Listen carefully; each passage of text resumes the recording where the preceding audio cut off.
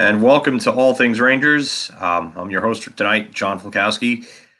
Uh, Wanted to go over a little something I saw earlier on today and just talk about Jack Eichel, basically. Earlier on today, I saw rumors that there was a possible Jack Eichel trade that was quote unquote imminent. Turns out that wasn't the case. I had read somewhere that Don LaGreca, who was on vacation, had called into the Michael Kay show and stated that a Jack Eichel trade was quote unquote imminent. Wasn't the case. It was actually Don calling into the producer, and they were talking about Stephen Valaket's tweet. So I wanted to come on here, and I just wanted to apologize for doing that, and getting everybody all hyped up. If anybody else had seen it, I didn't do my due diligence. I should have taken a look into it.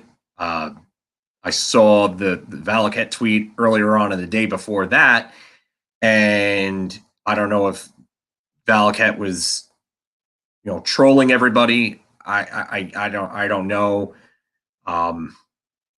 He had gotten Rangers Twitter up into an uproar because all of a sudden Rangers Twitter was just like, whoa, is Eichel, Eichel on the move? And he said his spidey senses were tingling, and then ended it with Eichel.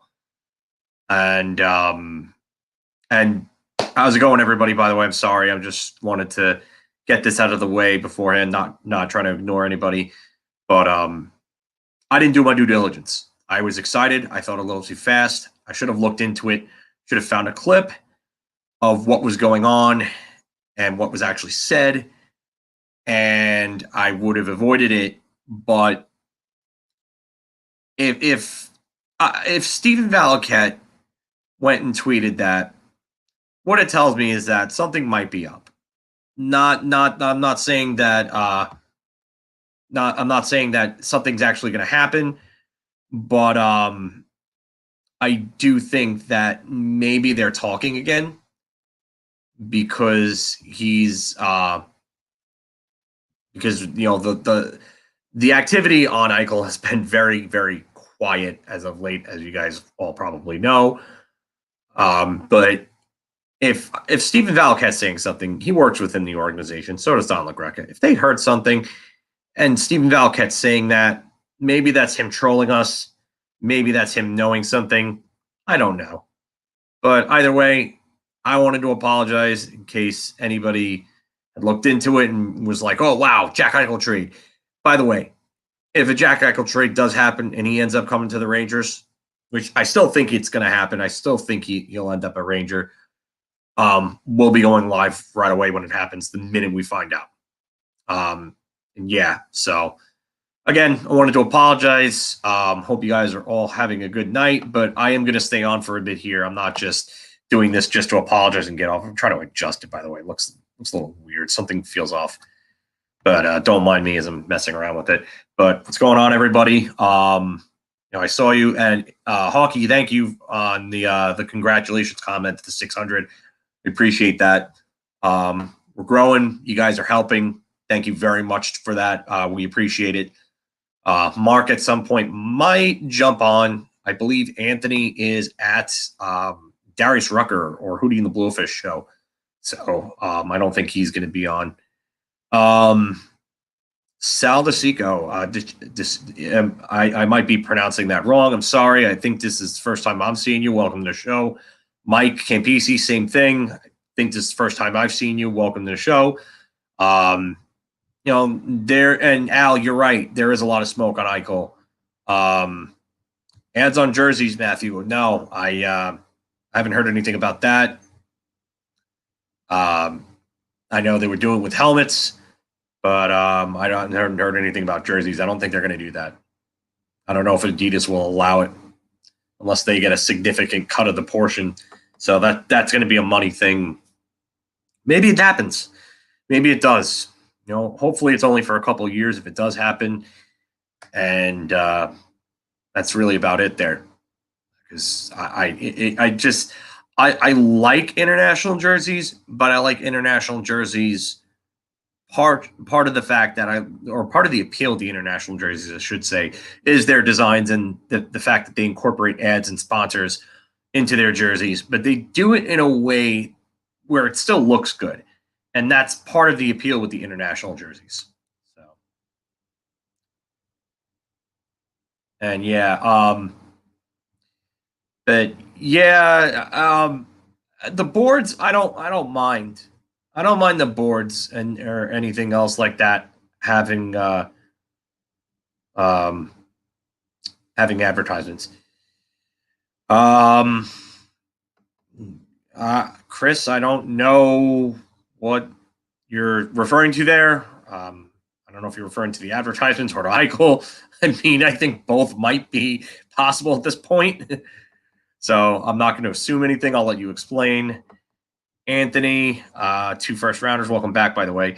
2 first rounders, 1 prospect, and 1 forward for Eichel. Depends on what it is. Depends on what it is.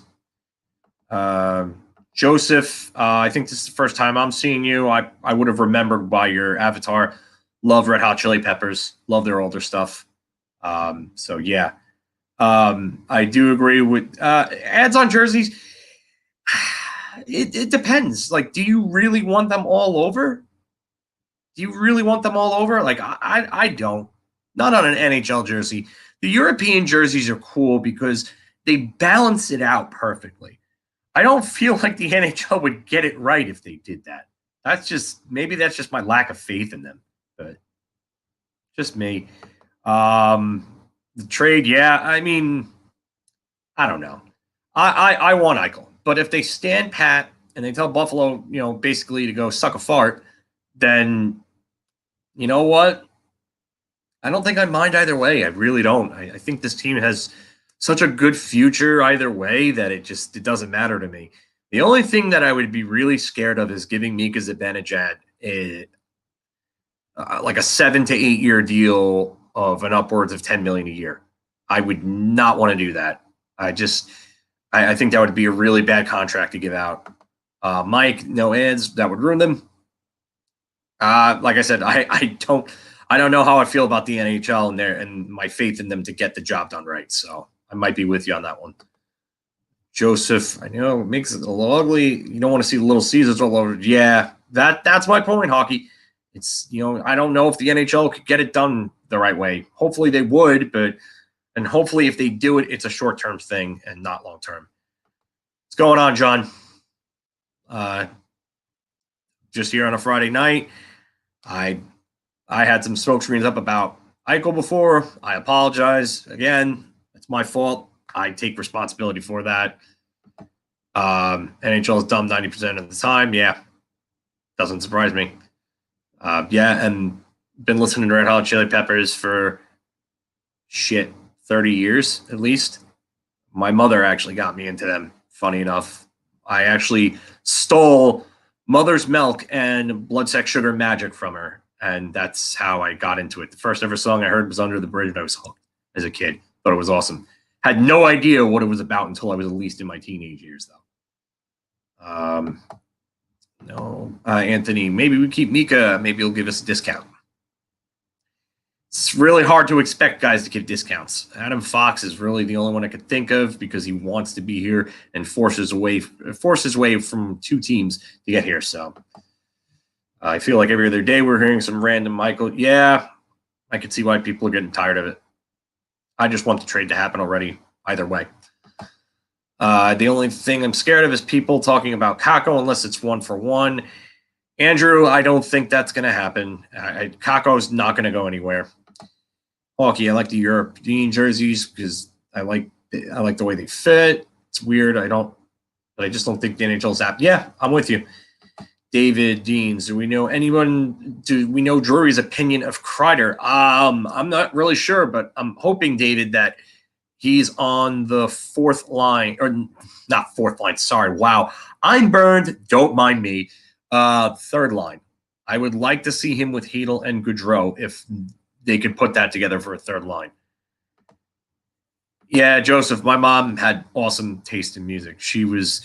I actually, I used to steal a lot of different CDs from her. And one day I was kind of rummaging through her stuff and I found her Led Zeppelin box set, complete studio works, all the way from Zeppelin 1 to Coda. And I thought she was going to beat my ass when I was looking at it. And she just told me to have it. And I was so confused. Didn't find out until at least a few years later, why she told me. But yeah, it was pretty interesting moment because my mom she used to throw fits when I would take her stuff. So I would take her CDs, and then there was one time I scratched one of her CDs, and she wanted to friggin' kill me. Safe to say, as Ranger fans, we know it's just a matter of when yeah, I think that's really what it comes down to. I think it's a matter of when and for who, not if. Mike, Eichels too much. And yeah, I get that. I get the concerns on him. I don't mind anybody who has concerns about it. Al, why should players give hometown discounts when the NHL? Yeah, that's a good point, Al. Really is. It's a really good point. The NHL seems to love to talk about how they're drawing record numbers and stuff like that, and then the cap doesn't go up for whatever reason, or the players are going to have to give back on escrow or something like that. Listen, I'm not going to pretend to understand all the economics. It's above my pay grade, but I do find it a little ridiculous as well. Matt Kako laughing Crowder off the table. 2 weeks ago, Crowder was probably on the block. Yeah, when Drury rejected that proposal, which was supposedly one of Nils or Schneider, Kravtsov, Hedel, and a first-round pick before the draft. Yeah, Kravtsov probably was on the table at that time. Maybe not anymore. Adams might have blown his chance there. Thoughts on Fleury playing next year? Knights have great. Yeah, I'm with you. And that's what I said, Hockey. I said that their defense just is not good aside from Seth Jones. And I really don't know how good Seth Jones is going to be in Chicago because he was playing with Zach Werenski, and Zach Werenski was an analytics darling and a great defenseman in Columbus. But Jones' analytics the last 3 seasons have just been horrendous for some reason. They play in the same pair, so I don't get it. Anthony, I really don't care for Eichel. Yeah, that's what I was saying before when I was apologizing for the false alarm. I saw the Valcat tweet. He thinks something's happening, probably. So, Anthony leds it. Yeah, it's I think it's 10 discs. It's a gray box, and it's Zeppelin's one is basically Zeppelin 1 through Coda, the studio works. So, Daniel, I'm not certain. Sorry. I'm not sure 100% sure that Kako will be better than Kravtsov. It's possible that Kravtsov ends up the better player. It is. I don't think that this is a ridiculous line of thought or anything. I really don't. Jack Knoll, welcome to the show, by the way. First time I'm seeing you, or if I'm wrong, I'm sorry. Valley, I took Valley's thing a step further because I saw that somebody on a board that I post on said that Don LaGreca called in to the producer and Eichel and all this other stuff, and I connected the dots a little too fast without doing my research. But I don't know if Valley's trolling or if he's hearing something. I really don't at this point. So apparently Drury came out and said they're not in on Eichel. Mike, where'd you see this? If we give up Krav, it would make sense to get Riley Smith for Strome. Riley Smith's 30, John. I don't think it was really a good idea to do that. I think that would be a backwards move. Joe, if Jack Eichel comes to the team and plays his best, we can't lose the trade. Yeah, pretty much. You're getting the best player in a trade. Oh, hey, welcome back. Yeah, I was. I saw that you gave a shout out to us on Twitter, by the way, Rican. Thank you for that. Nico, welcome back, by the way. Did you see Kako's comments? No, I got linked to the interview, but unfortunately, I don't have somebody that can translate Finnish for me. So, he looks a little bigger in the face in his picture. So, Matthew, Nurse now makes more than Kel McCarr and Akavoy. Yeah, that's a bad contract. For 1 good year of production, that's a bad contract. And there's no guarantee because Nurse shot over 10% this year. There's no guarantee that Nurse maintains that level of play. Hockey, our top four. Yeah, that's not a good top four, Hockey. I think Fleury's going to have some problems with that too. Yeah, Nico, I saw that, but you know what? Brooks has been a weapon of manipulation through the media for the Rangers for years. So, Mike, that's basically, if you're talking about the Brooks comment, don't take Brooks too seriously when it comes to that, because Friedman came out and actually said what was going on, and he said that the package was one of Nils or Schneider, and then Kravtsov, Hedel, and a first, and Drury said no to that. So there's definitely been talks. They've been serious at some point, or at least semi-serious to the point where dialogue happened. He's going to have to switch from a reliable defense to a defense for this. Yeah, that's going to be a problem for Fleury.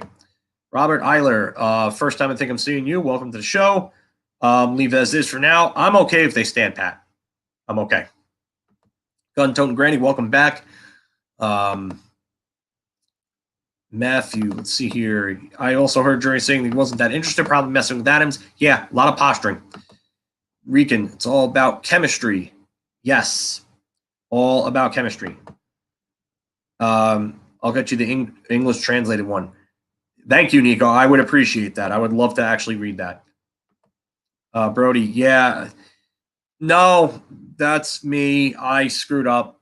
I saw something and I screwed up. Jack, Jack, I definitely agree with you there. Chris Johnston was on Steve Dangle's podcast.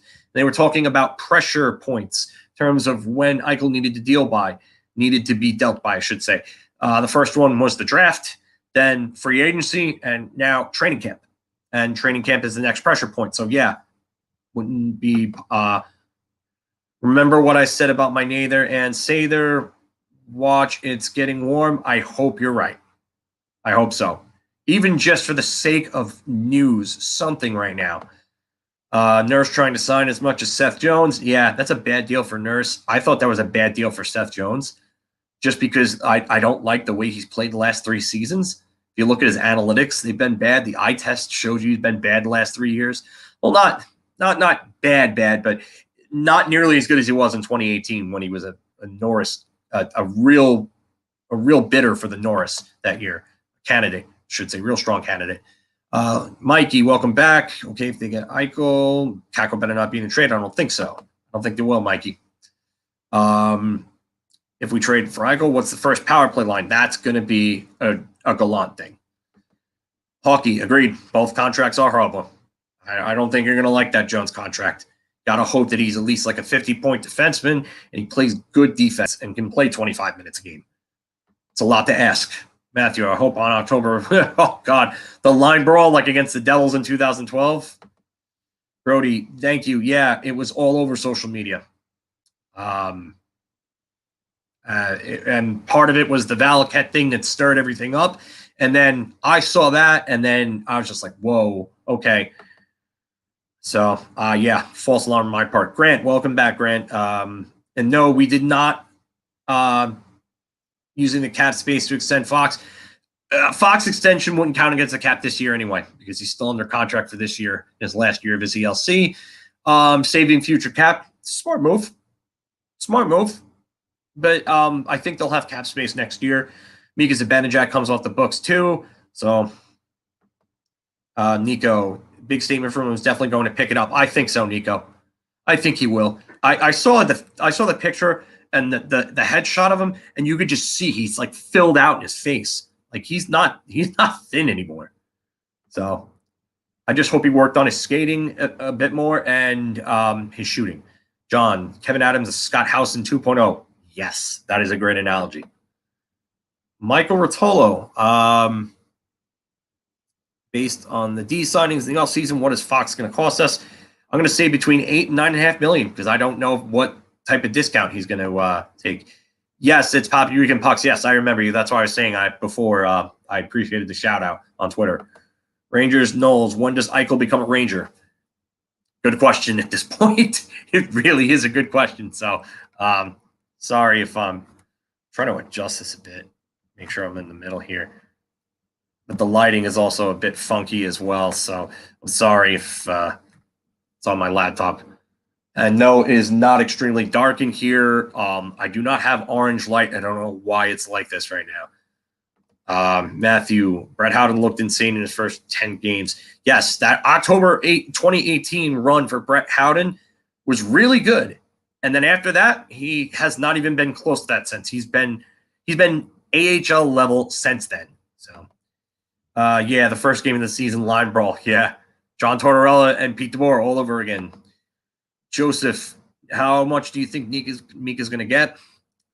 I wouldn't give him any more than 8.5. I just don't think he's.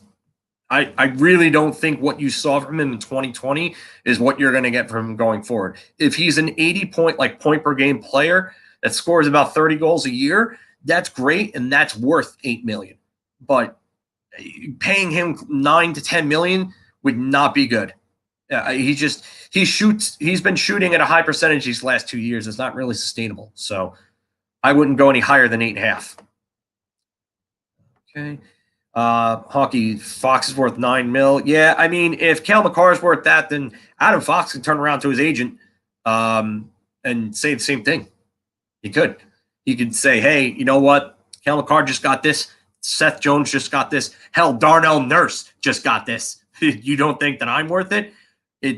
What it comes down to now is, does Adam Fox want to take a discount? Does he want to be here? Does he want to help build this team up? And you could turn around and say, oh, well, why does that have to be on Adam Fox? Why can't that be on somebody else? I don't know. Maybe he takes a smaller payday now for the next few years and then gets a bigger payday down the road. I don't know. And you're welcome. Anytime. Love talking Rangers. Looks like the 90s in that limelight in the room. Yeah, it's really weird. The lava lamps.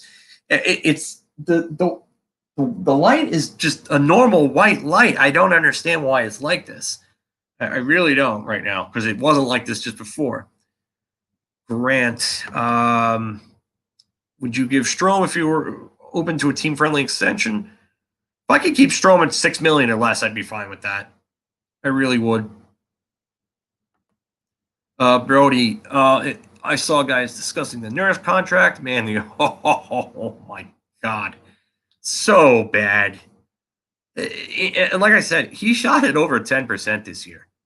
Over 10% for a defenseman is ridiculous. Ridiculous. Re-friggin' donkulous. Yeah, see? Now, see, this is what I'm talking about. This is what the light is normally like. Yeah, so they're going to regret that Nurse contract if he doesn't maintain this level of play. I'll tell you that right now. It's on Fox and needs to have another monster season. Yeah, I would like to see that, but these guys are getting paid. Cale Makar has only played 2 seasons as well. So can you give Cale Makar $9.5 million and then say Fox is not worth it? Good evening, Tomas. Welcome back, bud. What's your take on New York Rangers analytics department with the hiring of Lilly? I like that addition. He's made some real good picks in Toronto. Rasmus Sandin, Rodion Amirov, Timothy Liljegren. There are other picks that they've made that have been really good. So I like having Lilly. If he's replacing Gordy Clark. I haven't heard anything about Gordy Clark for some weird reason. They haven't really mentioned his name. I tried to look up in Brooks's work. So Steven Greco, welcome back, bud. Yeah, 5.5 per for 4 years. No NMC. I'd love that. I'd love that. Sign me up right now. Hockey, yeah, a huge defense in signing an AHL nurse and part of the bad contracts. Makar deserves and so. Yeah, this is pretty accurate. I would say this is pretty accurate. Oleg Sin, I assume the T is silent. Welcome to the channel. It's the first time I think I'm seeing you. So, I think Kakko could probably score 20 goals and 40 points, maybe more. I think Lafreniere could score anywhere from 45 to 60 points. It depends if they're on the top line with Mika, which I think they should be, and keep Strome with Panarin and Kravtsov, and then, like I said, Kreider, Hedl, and Gaudreau together as a third line. I think that would be a really, really good top 9. So I think Kakko and Lafreniere are going to take major steps forward this year.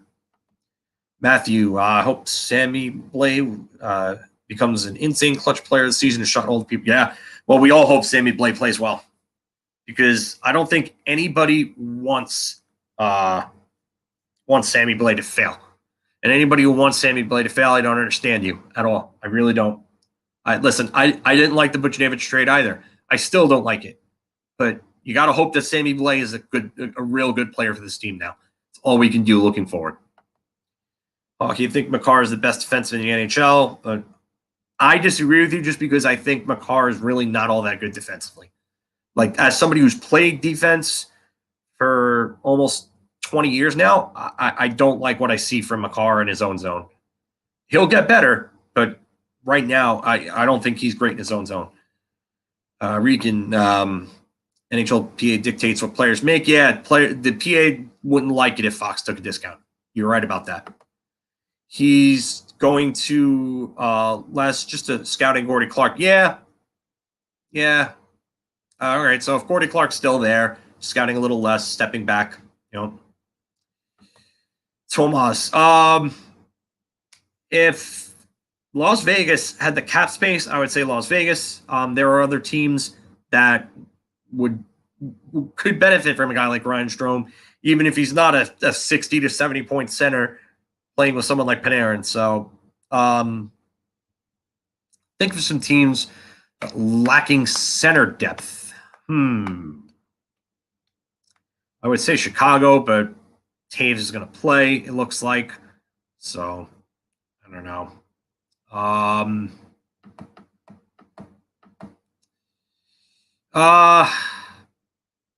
don't know. There's a few teams. Maybe St. Louis could use a center, unless Robert Thomas is ready for second line duty. Boston could actually use a center. Oh yeah, they could use someone between Hall and DeBrusque. So Matthew, yeah, I'm with you. That's what I've been saying tonight. I've been saying it for a bit actually, but yeah, Kreider definitely needs to be on that third line. If we pick up Eichel, Zibanejad goes to second line, more than likely. But I would imagine Gallant probably runs those two lines almost evenly in terms of time. Yeah, he would have to. Steven. He would have to go. Charlie's one of them, and my uncle grew up playing hockey with Charlie's father. So Charlie's father is actually a family friend in a way. My stepfather also worked with his father and his aunt and uncle, I believe, as well when they were younger. So Brody, NHL is a business. You win some trades, you lose some. Yeah, you do. Yeah, Long Island Gulls. Yes, travel team out of Long Island.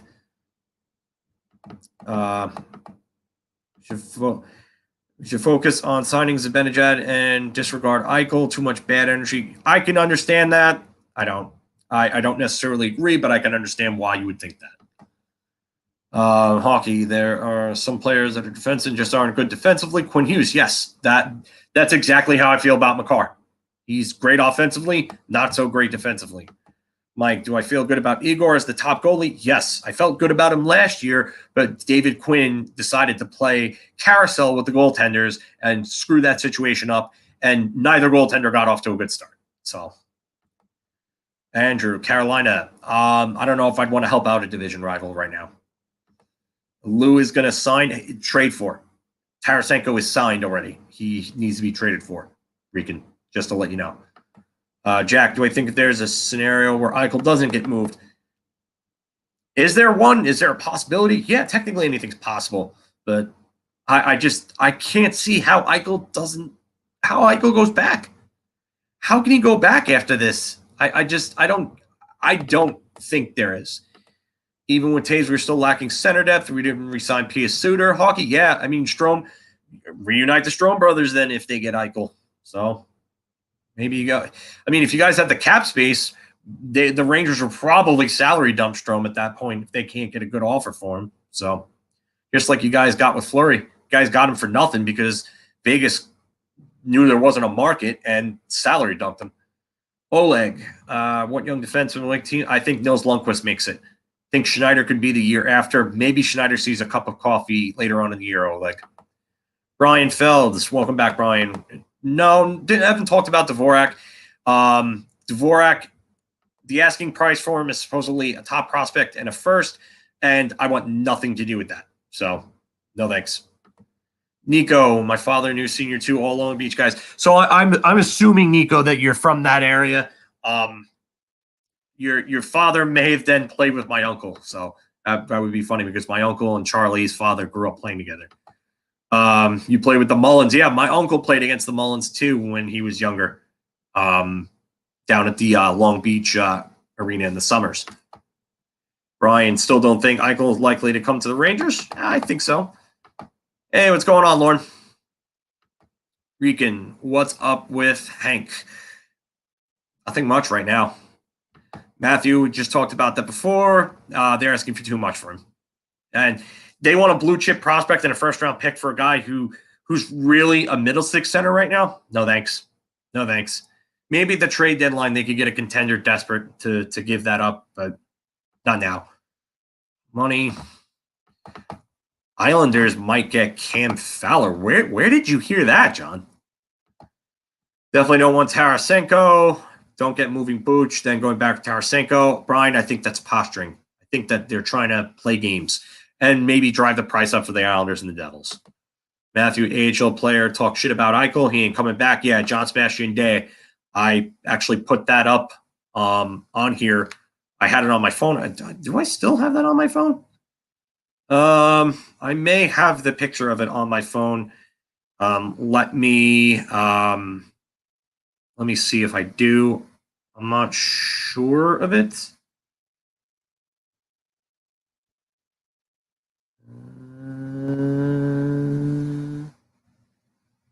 No, I don't have it anymore. Sorry, guys. We don't have any skates. We're going with Shaw going on LTR. We threesome up. Yeah, I was about to say. Yes, Matthew, it's absurd. Schneider and Lundqvist are captains, which Schneider said he can move. Lundqvist say he can move. Let's see what happens. I don't know, honestly, to tell you the truth. I don't think either has really ever played on the left side. Adam, welcome back, Adam. Wish the Eichel trade would happen so I can stop cheating. Yeah. Yeah. That's an interesting one. Oleg, no. Matthew Tkachuk is not being moved. I would probably just put that to the back burner if I were you. He's not getting moved. They wanted a crazy asking price for Matthew Tkachuk, according to Elliot Friedman. So, and I think it was just a way of Calgary saying, well, we really don't feel like moving him, so give us the moon if you want him. Al, if you were just traded, maybe Chad Huska, maybe they go out and sign it back up. I don't know if Tyler Wall's ready yet. And Dylan Garon's not close. Olaf Lindbaum has been hurt. We don't have the cap space as much as I'd like to. Yeah. I don't think Chicago could really pull it off. I'd have to pull up cap friendly for them, but I don't think they could pull it off without moving somebody.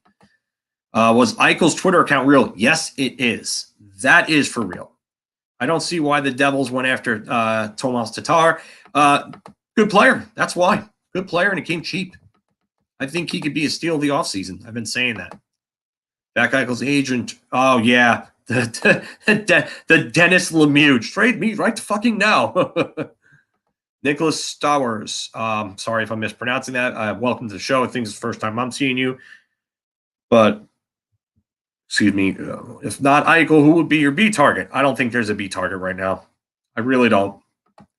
I think if you don't get Eichel, you just go forward. Yeah, I think you'd have to move one as well, Brian. Lundqvist coming along. Chuck wants to go to St. Louis. I don't know where you saw that. I haven't seen anything about it. So I'd have to look into that, Lauren. We need to stock the cupboard with draft picks. It's all about development. I think they've got players in the system. So Schneider, a good fighter because the hits. Yeah. Again, I think he can. I don't know, but Schneider's a physical boy. What's going on, Anthony? Welcome back. Matthew, Devils might make playoffs. Possibility. Brian, Calgary shopping Monahan. No, I do not want Monahan. He's a part of that. He's a part of that culture problem in Calgary. No, thank you. I want to keep Georgiev. Anthony, yeah, I don't. Andrew, no, I'm not forgetting Kincaid. I just don't think Kincaid's good enough to be an NHL backup anymore. I really don't. Even if Tkachuk was moved, do we really? Yeah, exactly, Nico. We need centers, not wingers. Gun-toting Granny Crowd's going to be a star. Very possible. I tend to think he could be. How about trading for Tarasenko? I don't think they're in on him. I think it's just posturing. What about Keith Kincaid as a backup? I just basically answered that. I don't like him at the NHL level. That's just me. Yeah, borderline play. Interesting to see how Foot progressing. Stick with the players we have. Show them confidence. Okay. Schneider is great. Schneider could be really good. Gaudreau is not available. If you're talking about Johnny, that is. Well, actually, Johnny is available, but the Rangers are probably not going to be on him. I doubt they're going to be on him. Joseph, I think the Rangers can make the playoffs. I think it's very possible. Mike, no, probably not because he has a no movement clause. Anthony, Cooley, I hope Cooley becomes at least a good middle six winger. If Cooley can become almost like a Tom Wilson, kind of like how he says he plays, that would be good. I think the Rangers are tougher, but better. Not sure. Yeah, I'm of the same boat. I said the same thing. I'm not sure if they're a better team necessarily. They're more balanced, but I'm not sure if they're better. Devils might start off hot and barely miss playoffs. That's possible, Matthew. Hold on. Anthony, yes, we do need centers. David, I've speculated about this before, and I would happen to think it's because of behind-the-scenes stuff.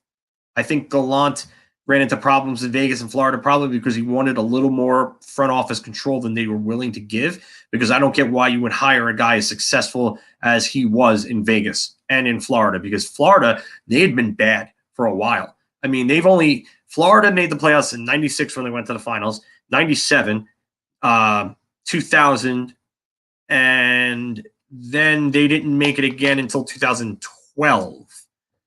So they made the playoffs 4 times before Gallant came in their history. And Gallant brought them to a division title in 2016. So I don't get why you would fire a coach like that. I really don't. It doesn't make sense to me. So to me, I think that's something behind the scenes going on. I'm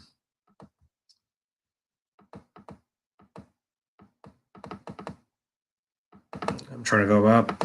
Do I think the wheels finally comes off? Maybe not this year, Oleg, but the next or the year after that. It's going to be sooner or later. Father Time always wins. Grant, who fits Gallant's? Who best? I don't know if there's anybody that doesn't fit. I really can't say at this point because unlike Quinn, he actually has a plan and a much better system to work with. So I really don't know. I think he'll get the best out of his players. I don't think Heponiemi would really be available, and I'm not sure of how. He's kind of fallen off a bit stock-wise. I mean, he had a really good showing at the World Juniors for them a couple of years back, and then just never really capitalized on that. Rich Ranger players most replaceable right now, probably it's got to be Artemi Panarin or Adam Fox. One of those two. I mean, it's your number one defenseman and your top forward. So, Matthew, first game, yeah. That's hilarious. That'd be funny. Let's see, David. I have not seen enough of Eichel. How does he play? I honestly couldn't give you a player comparable, but I can tell you right now that he's an elite level player. He's an elite level talent. He's got a great shot. He's a very good playmaker. He generates offense. He's a play driver on his line. He can get a lot out of his line mates. Yeah, Stephen, if Coley and Othman pan out, then those are 2 bigger, powerful wingers that can score some goals. So, yeah. Lauren Nurse getting no, I think Edmonton just overpaid him because Holland is not the sharpest tool in the box, Lauren. Tavares style? No, I wouldn't say that. Eichel's a much better skater than Tavares ever was or will be. Regan Tartar has a history of whining on Detroit. He was a rat. I don't know where you saw that. I'm not going to really get into that. I have no confirmation of anything. Al, who do you think will be named assistant general manager? Could it be Steve Weeks? I'm not sure. I'm really not sure there. Trying to catch up with all your comments. Most I would give for Eichel, Strome / Georgiev, Kravtsov, Jones, Schneider, and first. Yeah, I think Drury's probably gotten to that point. DeBoer should get fired. His team's always choked the semifinals. I've said DeBoer's overrated. I don't think he's a great coach. Have we heard if NHL's playing Olympics? No, not yet. Not yet, Granny. Tavares, no. Yeah. Georgiev, not Strome, and Jones before Schneider. Yeah, I would say Jones was probably a little more expendable than Schneider. When is the All-Star game? If they're playing it, it's probably going to be sometime in January. Grant, good players. Thanks for answering the questions I can't find anywhere else. Anytime. Thank you. Jeffrey, first time I think I've seen you. Welcome to the show. Eichel, yeah, he's pretty good. He's pretty damn good. No, I wouldn't, Nicholas. I would not offer Sheep Pedersen. The amount that it's going to take to get him, his AAV would be over 11 million probably for Vancouver to even think about not matching, and that wouldn't even be worth it because while Pedersen is a point per game player almost, there's no guarantee that he gets to that 90-point level you would need to have him be worth $12 million or close to a $12 million a year cap hit. So that'd be a no for me. And then you give up 4 draft picks on top of that. No thanks. Did Eichel get the surgery yet? No, he did not. Not that I know of. Thank you. Appreciate that, Granny. Oleg, if Eichel's traded, how long would he be out for? Could be a month. It could be like, I would say anywhere from 8 to 12 weeks. Am I worried for this year? Tyler, no. No, I'm not, because I think they'll be a playoff team, but one of the lower seeds in the playoffs, probably a wild card, if anything. I don't have a crazy amount of expectations for this team.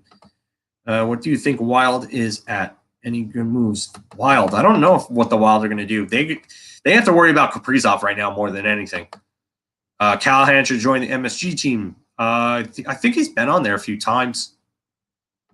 Do we have any Russians coming? No, not that I know of, Regan. Sorry.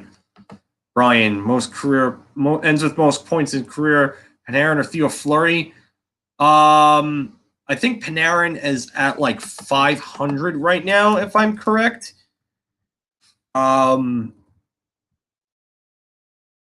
sure where. I want to take a look because I know Fleury is just over 1,000. Oh no, Panarin at 473. I think probably Fleury might end with just a little more because Panarin's got to get another 500 points. I mean, that's possible. That's possible. It's more than possible. Maybe, yeah. Actually, I think Panarin could beat that. He could probably beat 1,100 and get another 700 points. Yeah, I think he could. Lauren, I heard the NHL is allowing the Winter Olympics. It's just Bettman's not happy about that. I haven't heard anything about that. John, what type of style do I play? I try to model my game after Brian Leach a little bit. I like to skate up a bit, definitely, but I'm pretty aware of when to get back and everything like that. I try not to get caught up too much. So, but I don't know, maybe a cross between someone like Lidstrom, and again, I have to use body positioning because I'm not a big guy. I'm only like 5'9", and I'm about 200 pounds right now. So it's I can't really. I don't have the size to outmuscle the bigger guys, but if I get body position on them, I can move them out of the way in front of the net. Kravtsov will be the best of our prospects. David, that's possible. Very possible. Anthony, even though we won the Lady Bing for best defensive center is Stelke, not the Bing. Lady Bing is sportsmanship, so it's basically the player that takes the least penalties. But Barkov, yes, is still underrated. Still underrated. I think he's one of the, I'd say, 15 to 20 best players in the league. And yes, thank you, Ken. I appreciate it. I thought I hadn't seen your name before. Definitely like, share, and subscribe. Hit the like button for the video too. Helps go get through the algorithms more. And we help grow the channel so we can do more content. Anthony, by the time he retires, Barkov. Ooh, I'd say good one. That is a very good one. Barkov, I believe, is about at like 300 or so points right now. I have to take a look just to see. I'm just pulling it up right now. No, he has 465. I was completely wrong on that. I'd say Barkov could probably end with 1,000, maybe a little more than that. Chicago looking to compete hard for the Cup this year. I don't think they're competing hard for the Cup this year. Not with that defense. And no, they wouldn't move Doc for Stroman Miller. No, they're not moving Doc for anything. I do think it's very possible that the Rangers name a captain this year. People are saying Kreider, some think Trouba. I'd say I would wait for Lafreniere or Fox. I think Lafreniere is future captain. It's just a matter of when for me. Rican, Poppy Rican, thank you. Have a good night, man. Thank you. Appreciate it. Mike, appreciate that. Thank you, buddy. Matthew C, I think it's the first time I'm seeing you. Welcome to the show.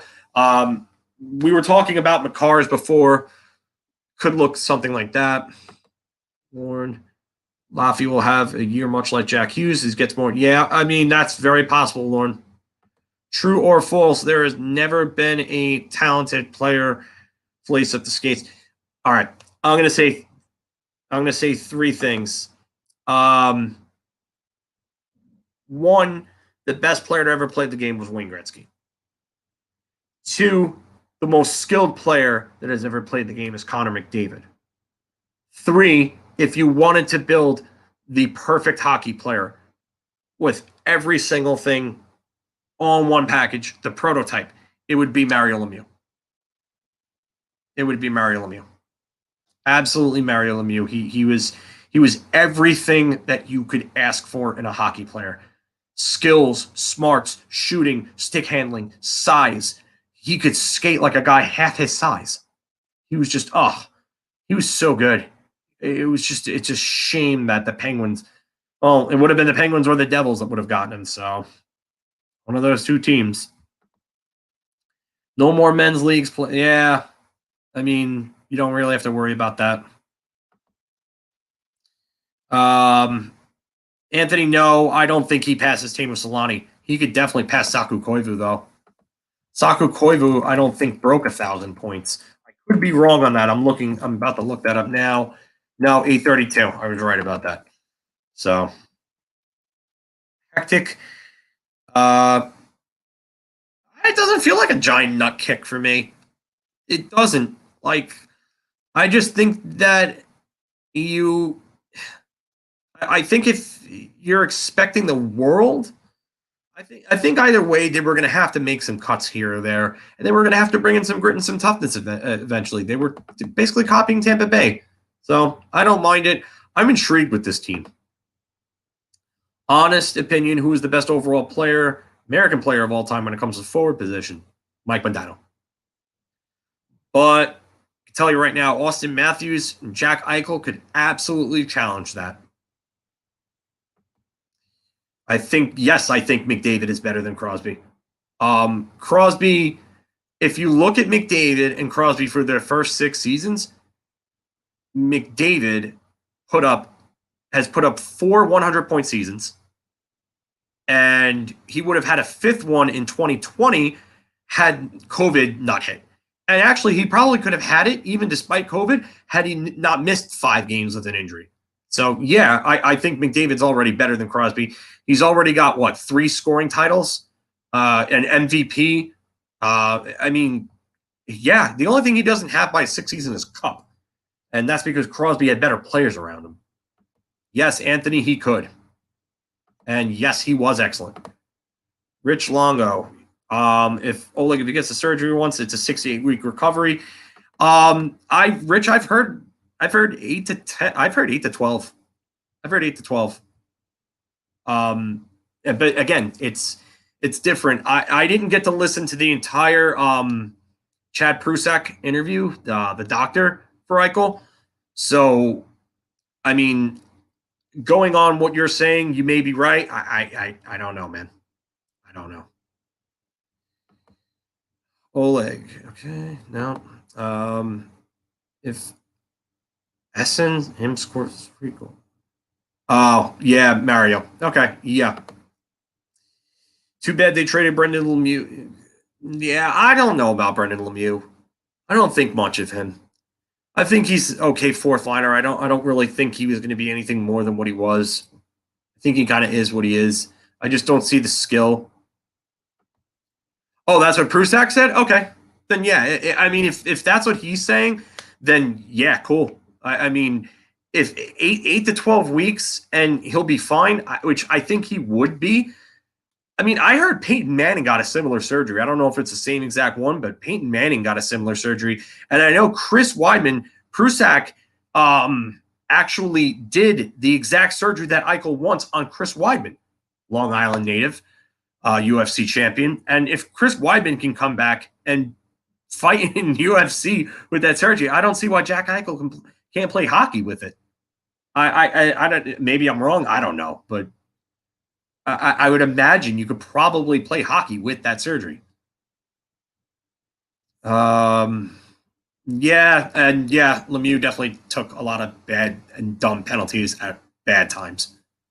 There were a lot of times where I think I wanted to throw my remote to the TV because Lemieux took a dumb penalty at the absolute goddamn worst time.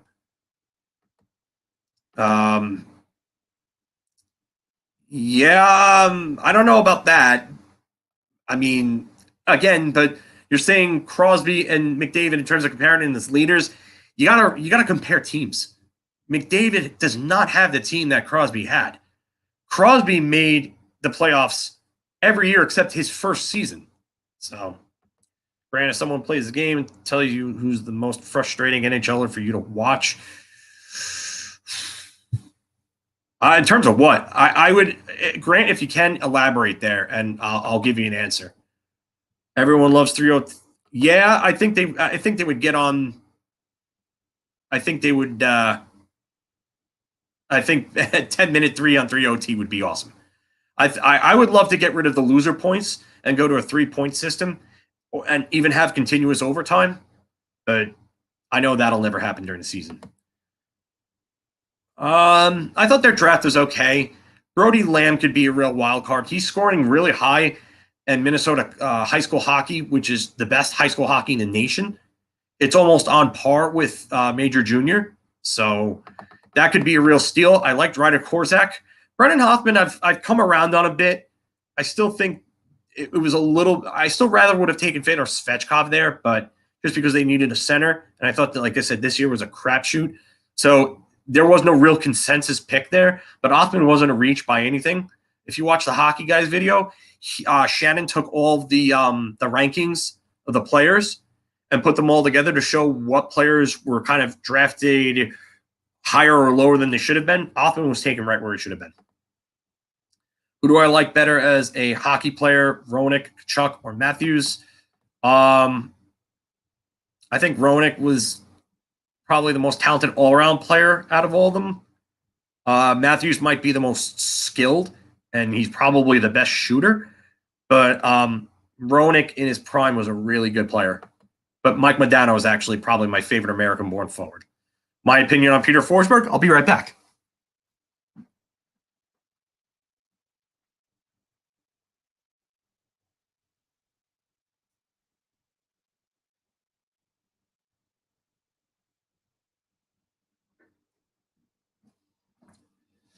This is my opinion on Peter Forsberg.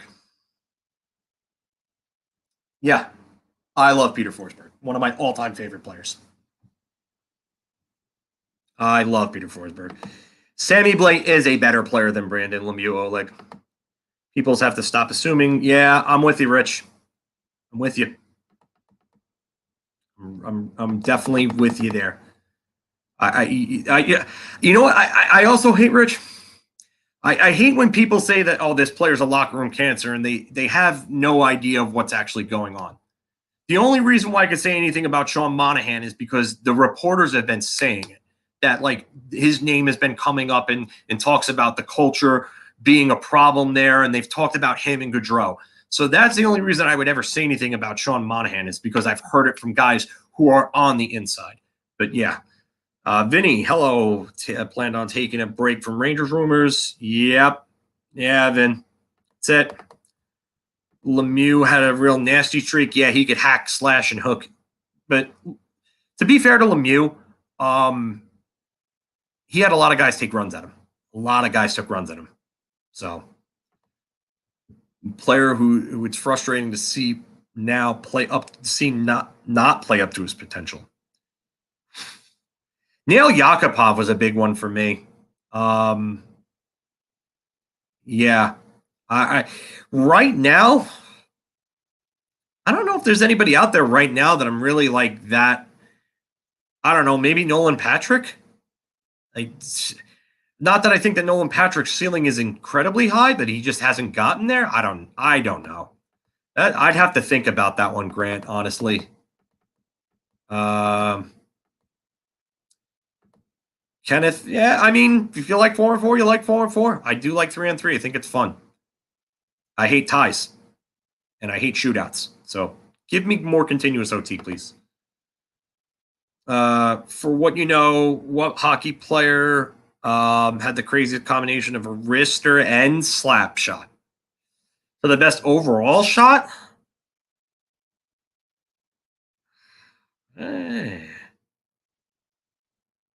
Alexander Ovechkin, probably. His one-timer is insane, and his wrist shot's insane.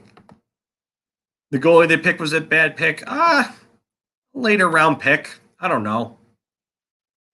I mean, they like to do that. They always like to seemingly take some goalie with size later in the draft.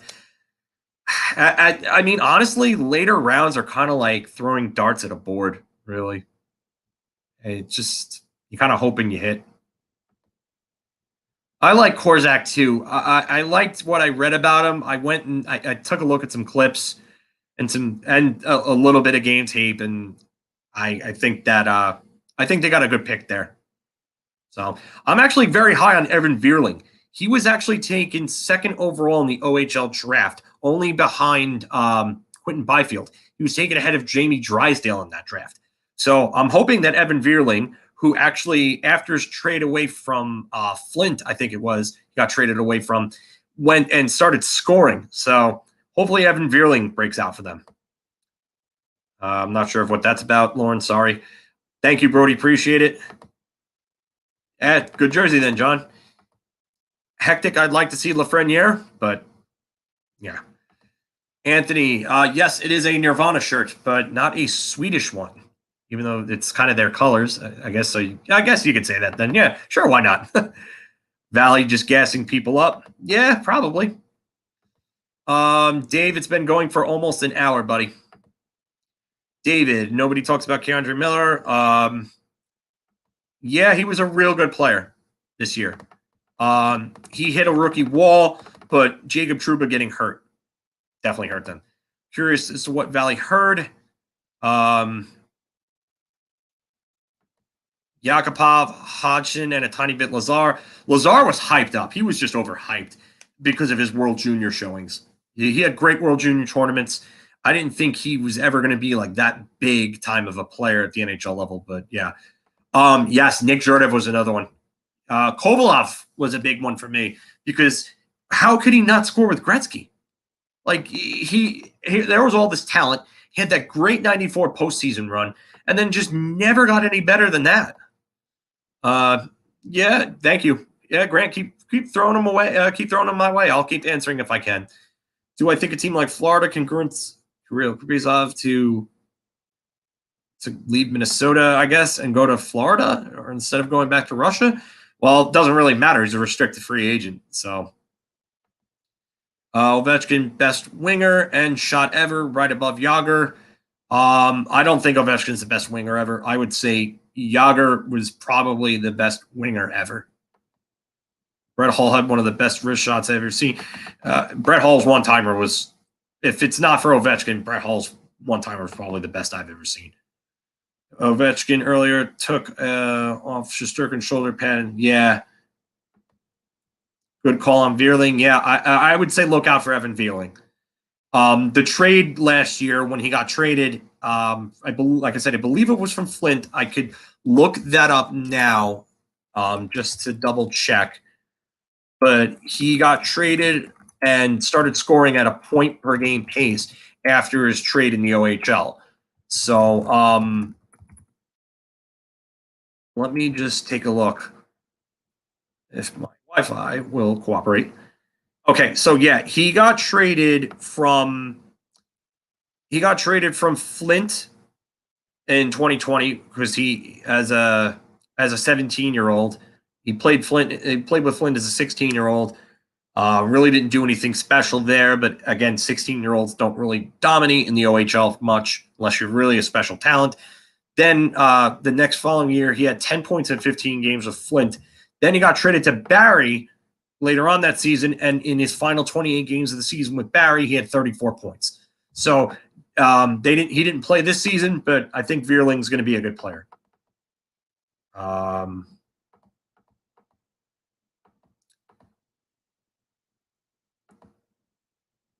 Brian, I think Vierling was picked second only behind Byfield in that draft. I'd have to go look it up, but that was what I was told. Yeah, Mike Bossy was one of the best goal scorers ever. Definitely. 573 goals in 752 games. So his goals per game percentage is actually the highest of all time of anybody who's played a minimum of 700 games, Mike Bossy. And he beats Mario Lemieux by like a hair. It's that close. Lemieux probably could put up 130 points. As a Ranger fan, what are your thoughts on? I don't know much about Mackie Samoskevich. I'm not going to say a whole lot. I haven't really gotten to look a lot into him, so I really can't say a whole lot there. I'm sorry. Oleg Kovalov was allergic to the Ranger jersey. Yes, his days in Pittsburgh were ridiculous.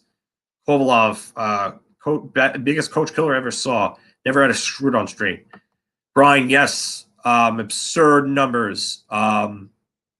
Yeah. Oh, Brian, you're talking about our draft when we picked Cooley in the second round. Yeah, we picked Cooley in the second round with the pick from the Elias Anderson trade to LA. But I'm talking about the OHL draft when he was drafted into the OHL by Flint. He was actually taken the only player taken before him in that draft was Quentin Byfield. So he was really high, a really high regarded player beforehand. Yeah, exactly. For me, most overhyped draft prospect was Taylor Hall. Just thinks Tyler Seguin should have been picked first.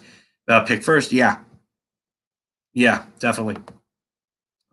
Sorry, I'm just trying to go through all these comments, guys.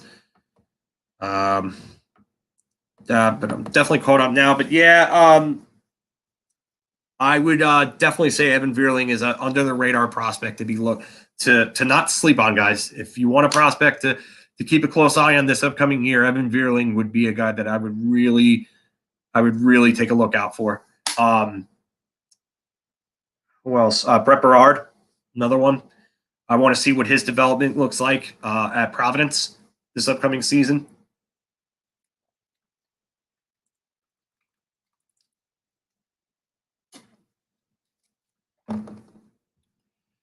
What other under the radar prospects? Lori Payuniemi is going to be coming over to North America. So, yeah. Oleg, do I think Shesterkin is good enough? Yes, I think he is. And I think and I think Rich's comment actually says it the best. All he does is win. Yeah. I mean, this year might have been the roughest stretch of hockey he ever encountered. And that's because David Quinn's system was awful. David Quinn's handling of the goaltenders was absolutely awful. Jacob Trouba did not play great for the first half of the season. And like he started coming around the second half. Keandre Miller was getting his feet wet. So, I mean, he made some rookie mistakes. But the defense wasn't good. The team defense overall, 5-on-5, was not good. Even though we never won a Stanley Cup, Yeah, absolutely, Anthony. Hank. The next time Henrik Lundqvist is in the Garden, I hope it's to see his number retired. He will get his number retired. Welcome back, Elgin. And yes, I'm happy that Igor is getting his contract soon. Give him 8 years. Give him $6 million. I don't care, because if you bridge him, you go back in 2 years, he's going to want 7 to 8 million, depending on how well he plays. Austin Rushoff. I don't think he'll be an NHLer.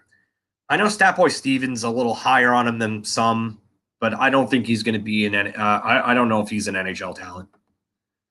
First half last year. Well, that's because David Quinn mishandled that whole situation. He was trying to play them as a 1A, 1B when Shesterkin should have just been the one, and Georgiev should have been the backup. From the time he turned pro at 17, he's lost like 39. Yeah, it's pretty staggering to see how little amount of games he's lost. I'll give you the number literally right now. If my computer would stop being a piece of crap. Oh, my laptop. And why this? No, it's just. But he's lost. Let's see here. So 11, 15, 19,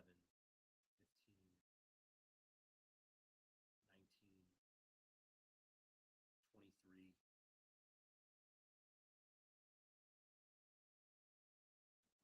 Yeah. Wow. Rich on the mark. 39 games. Wow. Does Kreider, Goodrow, and Hedel fit together?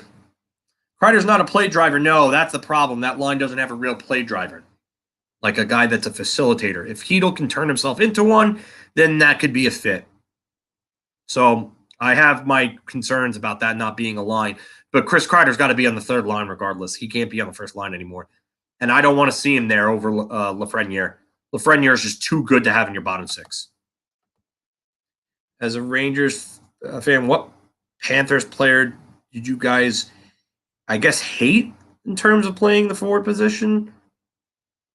If the Panthers made the playoffs, and you guys, Anthony, I'm not sure of what you're trying to ask there. I'm sorry, I'm not understanding the wording. If you can kind of retype that one, and I'm sorry, I'm just not seeing it. Then I can't stand it. The coaches are trying to shoehorn these borderline starters into platoon situations. I'm guessing you're talking about the goalie. Yeah, I didn't. It was Quinn.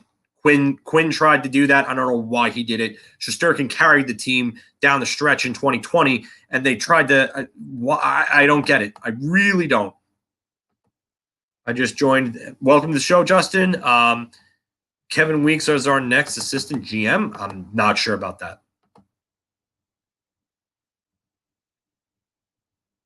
Rich, I'm not sure of who you're saying that to. Brody, but Quinn gave us Howden. The Man Rocket, yeah. Then Vegas.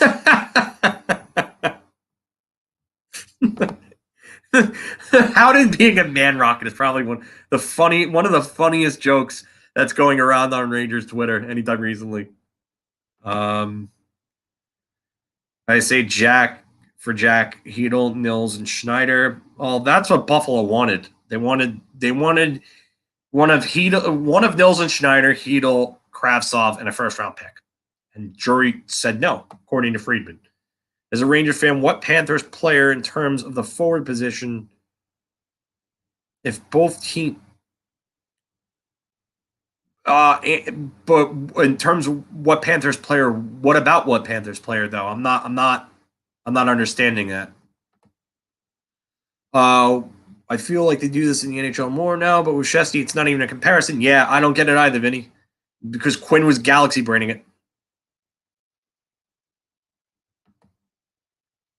Oh, no worries, man. Yeah, no worries. Definitely. Yeah, I don't have the analysis on goalies. I mean, in terms of Igor, what I see, and you could probably correct me because you play the position, but I just see someone that's just so technically sound and so smooth and calm in the net. He just seems like he has ice in his veins, really. Plays his angles extremely well. Is just very, very technically sound. On the other side of the island, Sorokin seems more like the very quick post-to-post one, kind of like a John Quick or a Mike Richter. Relies a lot on athleticism. It's a little aggressive. So, but correct me if I'm wrong there. Here, go back to Oleg's comment here. Quinn was terrible as a coach. Team, yes, and I've said that. Yes. I don't think I really I've said this before. I knew he lost the room when they came out and they came out the way they did under Knobloch. And then the 4 games back, the 2 games against Buffalo and the 2 games against Washington, they played like absolute crap in those games, and they somehow came out with 2 wins. And they lost in a shootout to Buffalo. So you know what? To me, that was when I knew Quinn lost the room for sure. But too many flat starts, no in-game adjustments. He was coaching the kid. He was coaching them like they were in college, according to Ryan Strome. And then the 6 different players that had problems with him, including Hedel, Lias, Kravtsov, Kakko, Gauthier, and why am I drawing a blank on the other one? Hedel, Kravtsov, Gauthier, Lias, Kakko, and Kravtsov, right? Yeah. All right. So, like I said, I'm shot. Sorry, guys. Do I think Igor might be? Yeah. Let's not make that comparison, Elgin. I'm sorry, buddy. Igor reminds me of a more technically sound, well-positioned Quick. Shesty has phenomenal footwork. Yes, he does. And yeah, Sorokin. Yeah, I mean that's just what I've seen. Like I think if you get him to come out a little too much and play a little too aggressively, I think you can beat him. But he's really, really quick. You got to be really, really quick with moving that puck to beat him because his athleticism is incredible. As a Rangers fan, what Panthers player, if both teams made the playoffs, did you hate playing at the forward position? Oh, so who was the guy that? Okay, so who would be the guy, or who has been? Like in terms of what 97? Are you talking about, or it's just that they made the playoffs this year, Anthony? Once I heard this nonsense that Drury was never really trading for Jack, I said his broken neck will be in the Garden. Yeah, Billy, that's kind of what they do. These guys, the media, they're used as kind of like I call them weapons, but they're tools of manipulation and negotiation through the media. Brody, yeah, I mean that was the moment for me. Enrico, welcome back. And yeah, Shesty does have a good stick. Rich, yes, they do. Aside from Tristan, I make glove saves on the wrong side of my body. Jari, which I hope to God with their Pittsburgh firing their goaltending coach and hiring a new one that would be corrected for their sake. Not that I really want to see that change. But Carter Hart will bounce back. He can't have another season that bad. Shesty and Sorokin, Varlamov's still good. I mean, they've got Anderson in Carolina, even though I'm not convinced Anderson will really ever win the big one. But yeah, as a whole, Rich, that division's got some good goaltending and some great coaching too. Don't forget about the coaching. Who has been in the past 2 to 3 decades of Rangers hockey? Well, they've only played in the playoffs once, Anthony. So, I mean, there was no real forwards back then. If you wanted to say back in '97, Scott Mellenby was the guy you really had to look out for forwards-wise. Yeah, Brooks and clickbait. But Anthony, to get back to this question and just kind of move on from it real quick, if I had to worry about a player on Florida, it was Pavel Bure. And Pavel Bure was one of my all-time favorite players. And when he would come in with Florida and he would light up the Rangers like he did in 2000 and 2001, just the Rangers defense was so bad back then, and Bure so good, just feasted on it. I'm pretty sure he had like 2 different games in those 2 years where he had hat tricks against the Rangers. I believe in 2000 he had a hat trick on Kirk McLean, and just absolutely sniped him out like 3 times in one game. So, Tomas, who are the top 5 Rangers prospects yet to play a game for the Rangers? This is actually a very good question, Tomas. You got to go with Nils Lundqvist, Braden Schneider, Brennan Othman's probably got to be a top 5 prospect at this point. I would say Matthew Robertson and Zach Jones. Elgin, yes, Shesty does have a great glove, Elgin. You were definitely right about that. I wonder if Kincaid remains with the team. We'll see, Justin. Mark, Jerry doesn't have a fucking... Yeah, pretty much. No, according to what someone said before in the chat, Gordy Clark has not gone to Everest, and welcome back, by the way. Oh, Dave, now you're commenting from Facebook? Yeah, Jari and Bernie are just literally LOL material. Nelson Mandela going to stop some pucks for New Jersey. Shane Burry got hurt here. Yeah, that sucked. I'll never forget when they got Burry. I found out that they got Burry and they didn't give up Mike York. I wanted to go streaking. I didn't like Kincaid because he doesn't try. I'm not sure what you mean by that. I just don't think Kincaid's all that good. I want to root for Kincaid because he's a Long Island boy, Smithtown, but he just hasn't shown a whole lot these last few years. Ed Jovanovski was a very good defender, former first overall pick too, 1994. What are predictions? Standings in terms of tops? I think the Islanders and Tampa are probably going to be the 2 top teams in Division, 2 worst teams in in the conference. In the East, and the worst teams probably going to be Buffalo. I'd say maybe Detroit, maybe Columbus.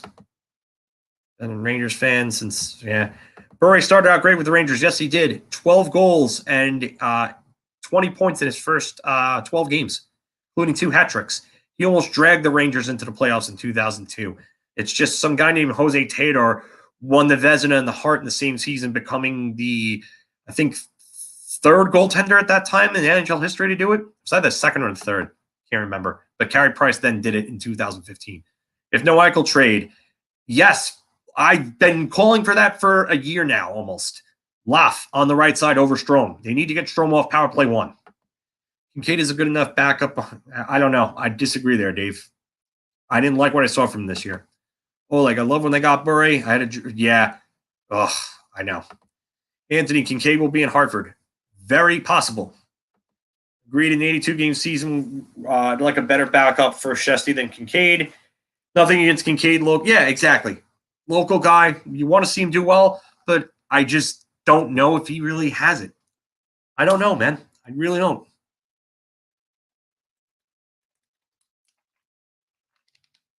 I don't know anymore. If he could give us what he gave the Devils in 2018, now that would be, he would absolutely be a perfect backup, but I think he's pretty far removed from those days. Mike, welcome back, buddy. And yes, I would say so. If Laff is in Strome's spot, how would I set up PP2? Strome would be on there. Probably Kakko. I would say probably Kravtsov as well. And then your points would probably be something like maybe Nils Lundqvist and Zach Jones. If Zach Jones makes it. I don't think Zach Jones is going to make it, but Nils Lundqvist would probably be on there for me because I have a feeling they're not going to use him on power play 1. Evgeny Nabokov. I don't know if I agree with that stylistically.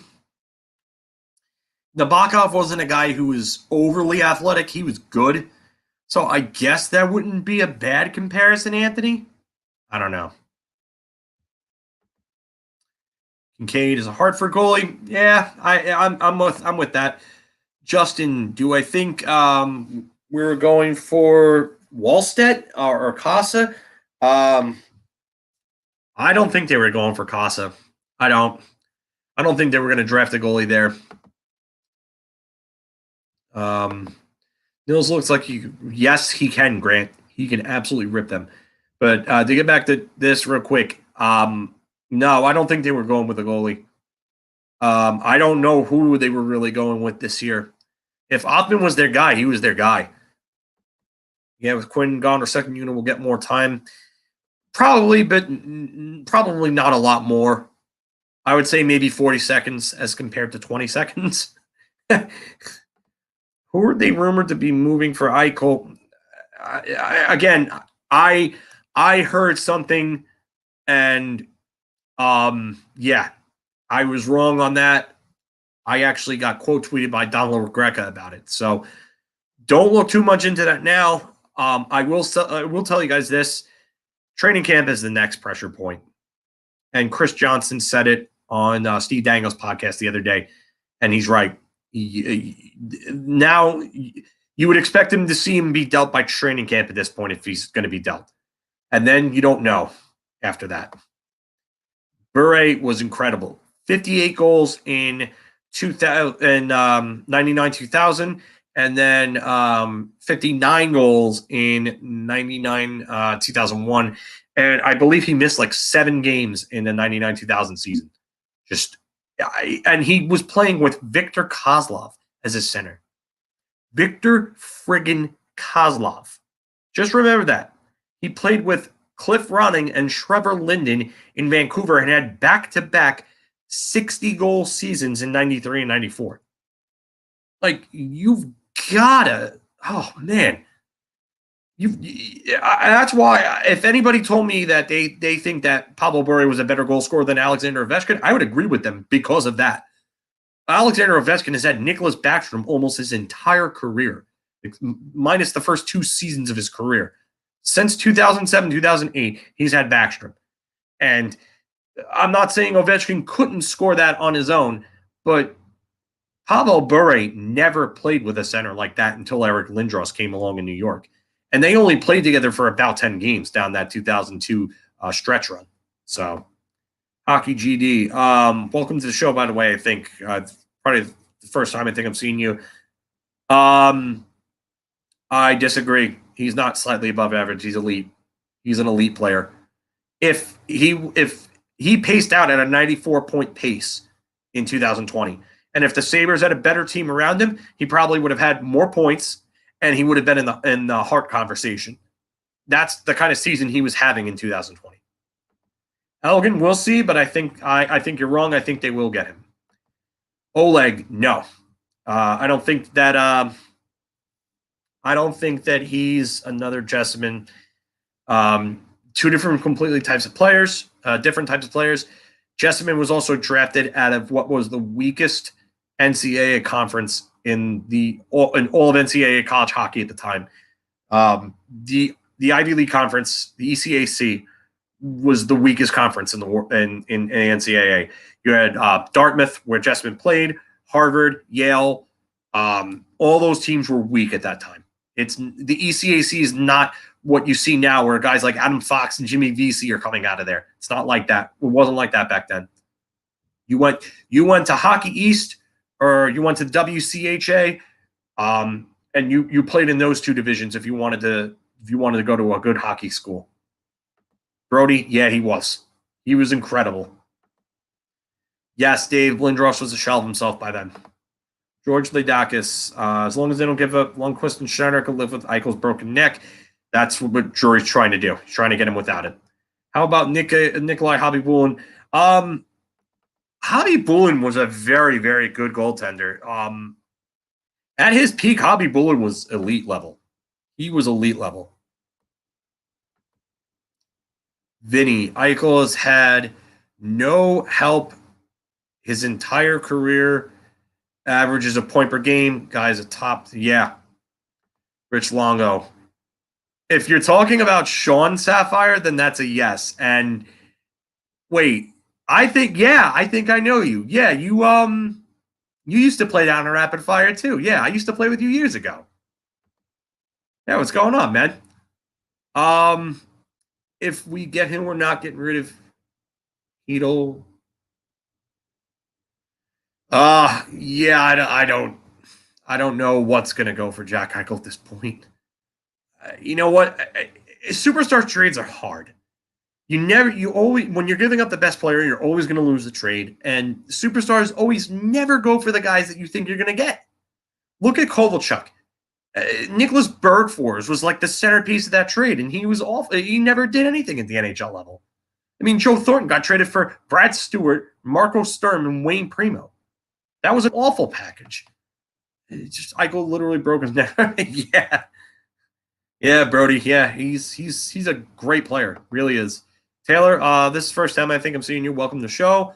I agree with you. I think the longer this goes, Mary, thank you. Welcome to the comment section. If this is not your first time watching, um, Drury didn't want to do that. We're also not going to. They can Elgin. They can afford him with the salary cap. Eichel's broken freaking neck. Yeah, I see what you did there, Kurt Angle. I don't want to see them move Krabs on the deal. I don't undersee. I don't. Yeah, I don't want to see them either moving Krabs off, but it might have to happen. Yeah, definitely, bud. How the hell you been?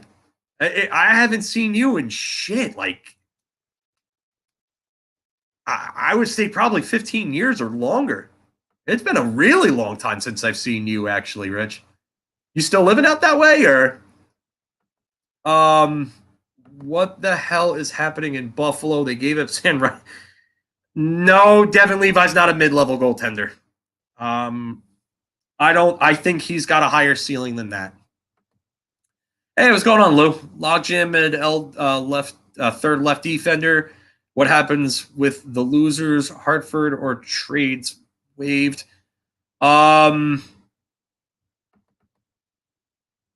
Yeah, I mean, Tenorti's probably not a regular. Patrick Nemeth is probably the regular. I would imagine they gave him that contract to be a regular. I don't think you give a guy 2.5 million or 2.75 million for 3 years to be a guy that's going to be a number 7, a number 6, number 7. I think he's probably their number 5, and they're going to help him bring along Nils Lundqvist.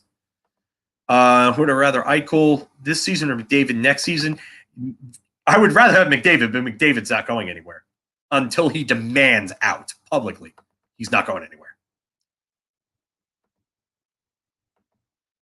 Yeah, it's definitely been at least I would say like probably 15 years because I haven't played hockey regularly with Sean in like 15 years. Yeah, good for you, man. Ridge is nice little area out there. I actually got away from the eastern end of the island. Funny enough, I'm actually a little more western Suffolk now, West Babylon. Sammy Blay gets injured yearly because of his physical play and concussion. Yeah. Sometimes that's what happens with physical players, Justin. I mean, look at Eric Lindros. Eric Lindros is another one. Fair. I ignore Buffalo entirely. So, yeah, it's a solid season. Yeah, I mean, yeah, it was a really good. Jack Eichel is just under a career point per game player on a dumpster fire of Buffalo. If you think we're better without him, that's fine. I totally understand that. I can see the argument for it. I can. But I'll break it down the way that I look at it. If I'm going to have to give Mika Zibanejad $10 million a year for 7 years, 7 years, $70 million. Or I could have at 29 years old, by the way, because that's when his next deal will kick in when he turns age 29. So if I'm going to have to pay him $10 million a year until he's 36, or I can get Jack Eichel, worry about his neck, have an elite level player that doesn't have to worry about an unsustainable shooting percentage, nosediving, and paying him only $10 million a year for the next 5 years with the cap going up, I'm taking my chances on Eichel over Zibanejad. That's just me. If you disagree, fine. But that's just me. Oleg, what's going on with Messier? I don't think Messier wants to do anything. He's pretty much stayed out of hockey. Not really the Rangers, it's Messier. So come October 13th, what? That question got cut off. Okay. Question, would you be willing to give up Kako straight up for Anton Lundell? That's probably a no. And I love Anton Lundell. What he did in Liga was awesome this year. He absolutely tore up Liga. Leo and Tomas, you guys probably watch a lot of Liga, I would assume. What are your guys' takes on Lundell? McDavid all day. And if Edmonton has a couple more seasons where yeah, exactly. You might want out. That's just me. I mean, listen, if you guys disagree with me, it's fine. You guys want to shit on my takes? Fine. It's just what I think. Just my 2 cents. You guys, this is your guys' forum too. So whatever your guys' 2 cents are, share them. Share them. We're all here to talk hockey. As long as we're respectful to each other, got no problem with it. Like I said with that other guy, with the Sabres fan, once it starts getting to a point where I got to moderate this shit, where I really don't want to do that. Like, come on, man. I don't want to be a babysitter. It's not my fucking job here. You know, I don't want to get to that point. Please, no. Thank you. And that's really what it comes down to for me. I think that he might be asking for that. Rich, I hope you're right about the 10 million part. I know Larry Brooks was kind of messing around with that before. So I really hope that that's wrong. I could see him asking for it possibly. I don't think he necessarily agrees to that, but even 9 I think would be a little too much for Mika for my liking. I don't know. I don't like the fact that he shot just under 20% in 2020. And I think it was, sorry, I got major dry mouth right now. Sorry about that. But I don't like the fact that he shot like between 14 and 15% this year. Those numbers aren't really sustainable. They're not. So I'd rather have Eichel at 10 million than Mika at even 9. I wouldn't go higher than 8.5 for Mika. All right, so I'll explain it again. I'm not going to spend too much time on it because I've already explained this before, Sean. But on a board that I post on, there was a poster on there that was listening to the Michael K show, and they said that Don LaGreca had called in and said that a Jack Eichel trade to the Rangers was possibly imminent. I didn't do my due diligence because what ended up actually happening was Don LaGreca called in from his vacation, spoke with the producer about Stephen Valaket's tweet where he mentioned Eichel earlier on today. So I don't have the tweet in front of me. I can't really pull it up for you guys. I'm sorry. But he basically said, my spidey senses are tingling, and then said Eichel after it. So what 3 goalies are on the roster on October 13th? Same 3 we have now, Taylor. Same 3. Mike Messier wants to start. He's got to go up through the ranks. David Hewitt, I think this is the first time I'm seeing you on here. Welcome to the show. Do I agree Morgan Barron is better off developing a top 6 role in Hartford?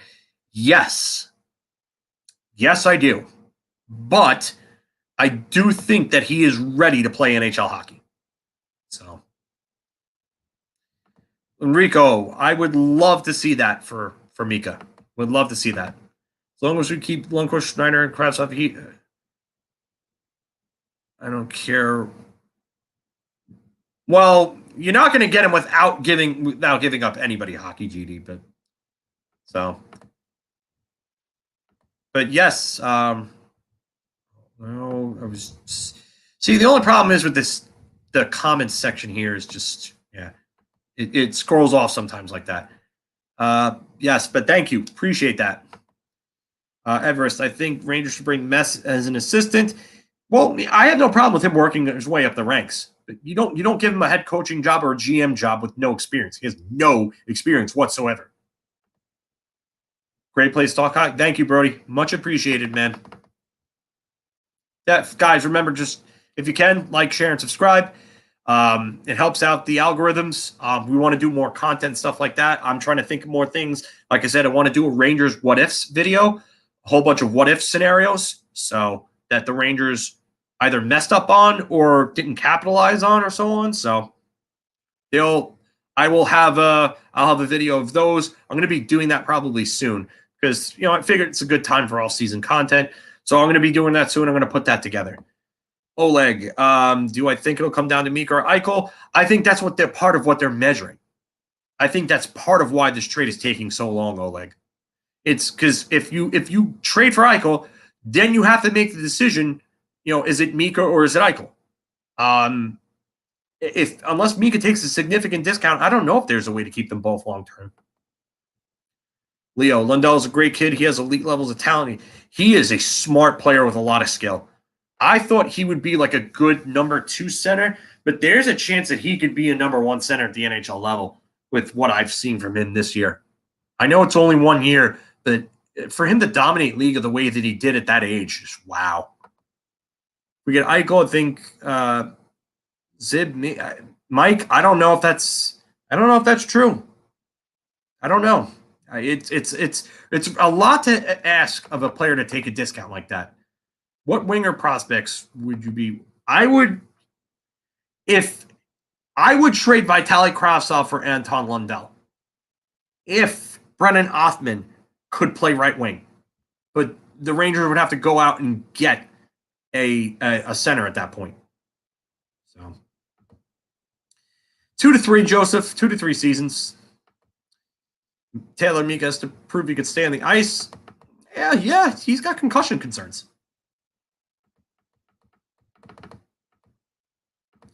Mika, Kreider Street's player.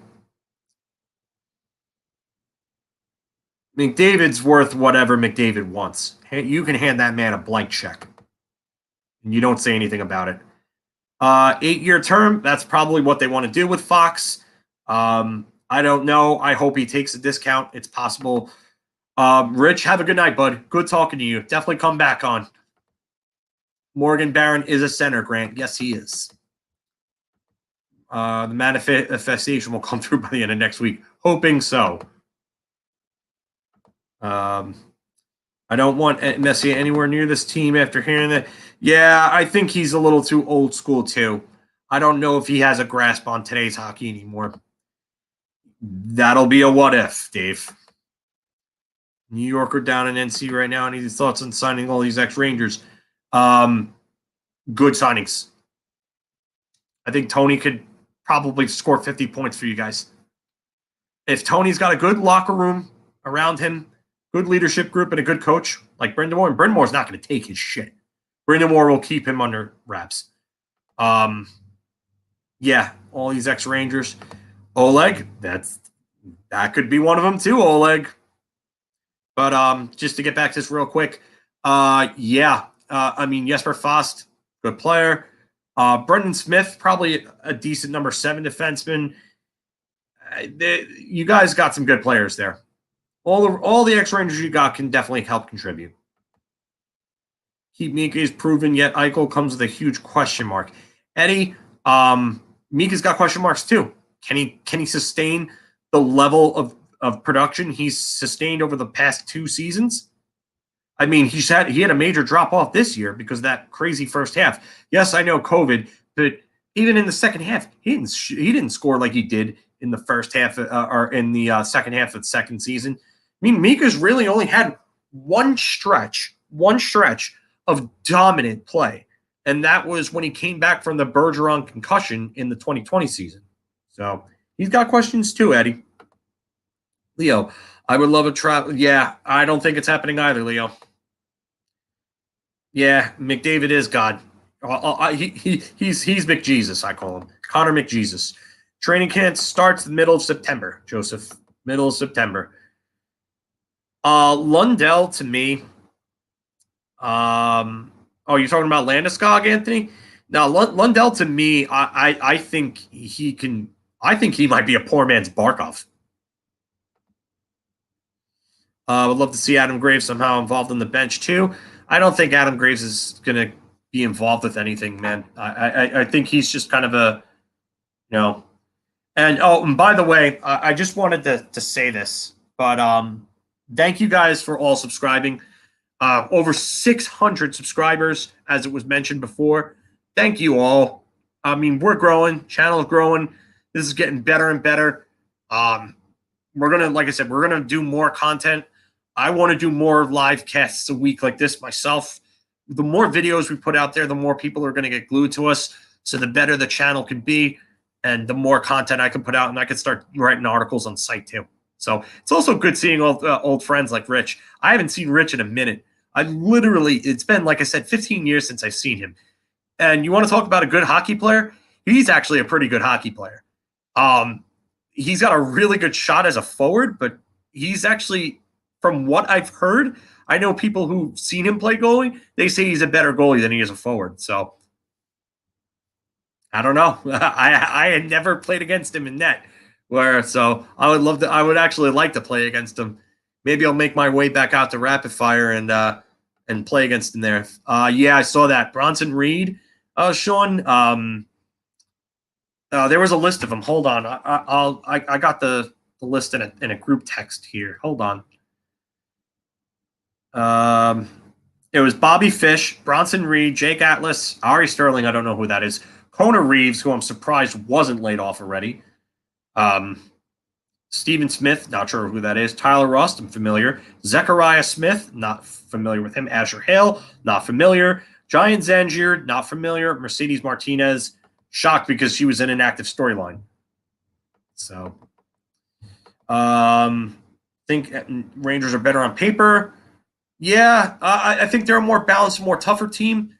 I don't know if they're necessarily better right now. They're not better on paper, but if the three kids can take steps forward, it goes a long way.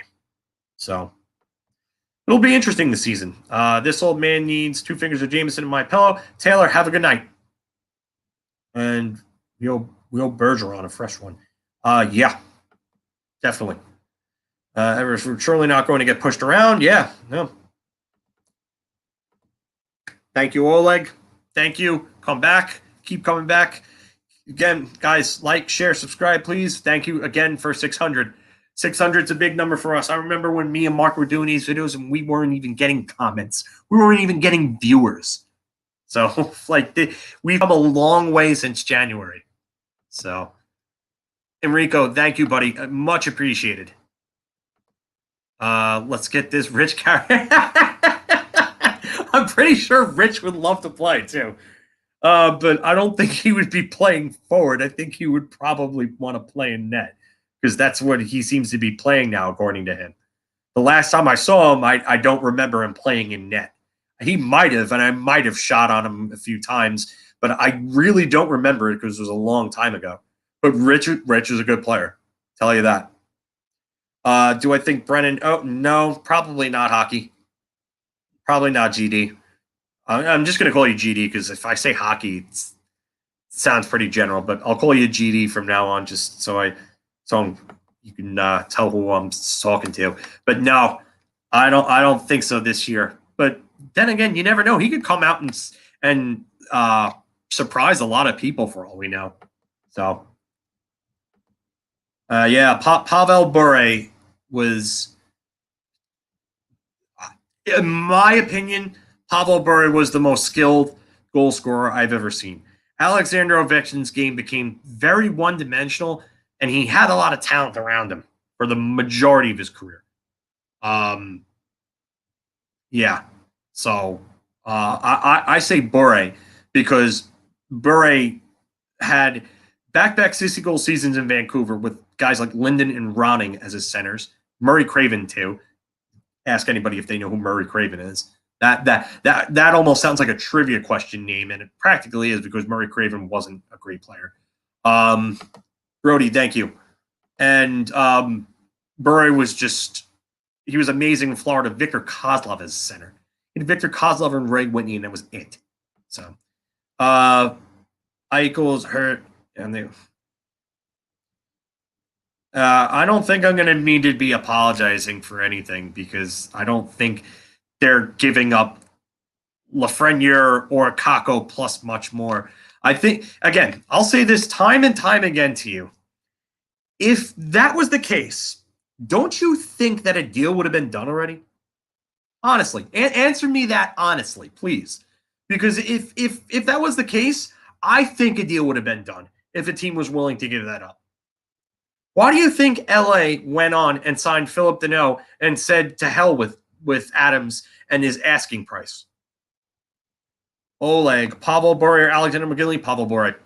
If Alexander McGillney didn't waste a good portion of his career, then I would say Pavel Bure. Alexander McGillney was never going to be a 70-goal scorer again like he was in 93. But, yeah. Anthony, this is not even a question. It's Chris Chelios. Chelios is 3-time Norris winner. He's arguably the best American defenseman of all time. I say Leach, but anybody who says Chelios, you're not wrong for saying it. Ian, what's going on, man? Just doing some little Q&A here. Thoughts, Julian? What's going on, bud? Welcome back. thoughts on Dvorak or Tarasenko? I don't think Dvorak's really going anywhere. Arizona wouldn't have a center if they did. Who they'd have? Nick Schmaltz? I don't see them dealing Dvorak. The asking price, supposedly, from what's been said, is too high. Yeah. And Tarasenko, I don't think the Rangers are in on him. I think it's either for posturing to use against Buffalo or to drive up the price for the Islanders and Devils. That's what I think that's for. Mike, Russian Rocket all the way. Yes. Pavel Bure is one of my favorite players all time in my top 10. Murray Craven, Jeff Courtnall was a very good goal scorer, but he was not a playmaker. Kay Whitmore, that's an interesting one. Brett Hedican, very good defenseman. Jeff Babich was a good, or Dave Babich, rather, was a good defenseman. Yes, Rich, late night. Yes. Yeah, I did a video to apologize for a little bit of a false alarm that I spread a little bit on Twitter. I don't know if anybody saw it, but so yeah, I did that, and then it just evolved into a little Q&A because a lot of people started coming on. Anthony, say this again. I think you guys agree with me in the previous stream, but Radek Dvorak, yeah, Radek Dvorak was an underrated player. I mean, I would say in the early 2000s and even into the mid-late 2000s, he was still a good role player for a lot of teams. And no, Oleg, Christian Dvorak is not related to Radek at all. Radek was Czech-born. Christian is Canadian, I believe.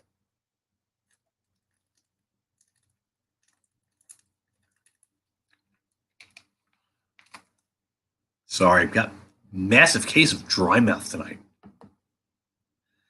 GD, if an injury happens on offense and defense, who would you like to get a chance out of the kids, not the older players?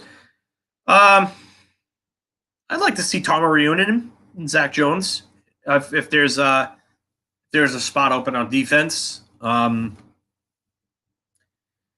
Let's see on forward. Morgan Barron, I'd like to see what he can do. I don't know if there's anybody else that's really available. Maybe Lauri Pajaniemi, but I don't know if Pajaniemi would even be ready yet because he's just coming over to North America.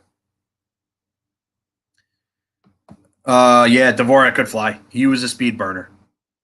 That checkmates line was fun to watch. Kevin Weeks is assistant GM. This is like the fourth or fifth time I think I've seen somebody say this in the chat. Okay. All right, dude. I've said this a couple of times. I don't mind you coming in here. I don't mind you talking hockey. But if you're gonna be disrespectful and you're gonna shit talk me, then I think I'm just gonna block you and kick you out. So, after this, yeah, I'm done with you. Because you not only have you contributed nothing of use to this channel, you're sitting there and you're disrespecting other people, which I warned you about the last time, and now you're coming and taking shots at me. So you know what? You're gone. Goodbye. Goodbye.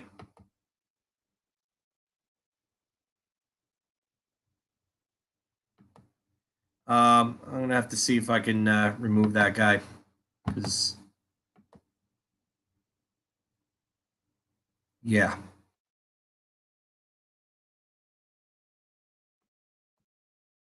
Yeah, you know what? I'm going to say this right now.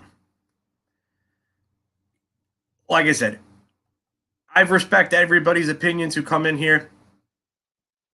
I respect what you want to type. I may not agree with you. You may not agree with me. But don't come in here and shit talk me. Do not come in here and shit talk me. I will kick you the fuck out. I do not care. It is not your channel to come in here and shit talk me or any of the other people that are on this channel. Like, enough is enough. I'm tired of it. Tired of it. And listen, I get it. It's a Sabres troll. I don't care. about what team you root for. We have a Hawks fan that comes in here. We've got Florida Panthers fans coming in here answering questions. Brody also likes Sabres. There's a Carolina poster that, I mean, I think it was GD. I think you were the Carolina poster, right? You were talking about you were in Carolina and you were asking about the former Rangers coming down there. I'm not even. I'm guessing you're a guy who likes the Rangers and the Canes. But you know what? Listen, we're going to expand this channel, and there's going to be a lot more fans of other teams coming in here. But don't shit talk to people. Don't. I don't need a Carolina fan, Rangers born and bred. Yeah, I mean that's cool. Listen, if you're a guy, Rich, I tell you right now, that guy's been coming in here the last few shows and has been basically disrespecting the other people. I got on him for it. You know, and I even stood up for him because there were some guys that were, calling him delusional. I told them to stop. But he didn't, you know what? He didn't listen. And is he still talking, this guy? Leo, is he still talking? Because I just blocked him. But I'll find a way to kick him out. Trust me, I'll find a way to kick him out. So, let's see. No, I'll trust me, I'll find a way. So, yes.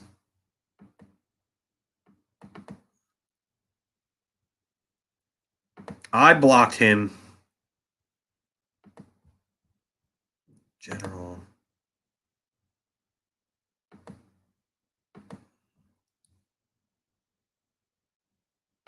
No, you know what? I'll figure it out. I will figure it out. But yeah, it just he's that guy's an idiot. I don't. Guy's an idiot. New York Style 24. Yes, welcome to the show. By the way, yes, I do think he will be soon. Joseph, thank you, much appreciated. Love you guys too, man. You guys are awesome. And again, thank you for 600 subscribers. We appreciate everybody who likes, shares, and subscribes it. Even if you're not and you're just coming in here and you're just commenting, we appreciate you too still. The more eyes we get on this channel, the more this thing is going to grow. And the more people, the more we can give you better content. And yeah, and that's the thing, Sean. I don't want to have to moderate this shit. Oh, okay, Leo. I blocked him. I just didn't see, Leo. My thing is Mark usually is the one that does this part of it, so I don't really know how to run the stuff like Mark does. So, if Mark makes his way on, I'll tell him about what happened and stuff like that. He's a troll. I've had him comment on many of my Eichel posts. Yes, he is a troll. That is a troll.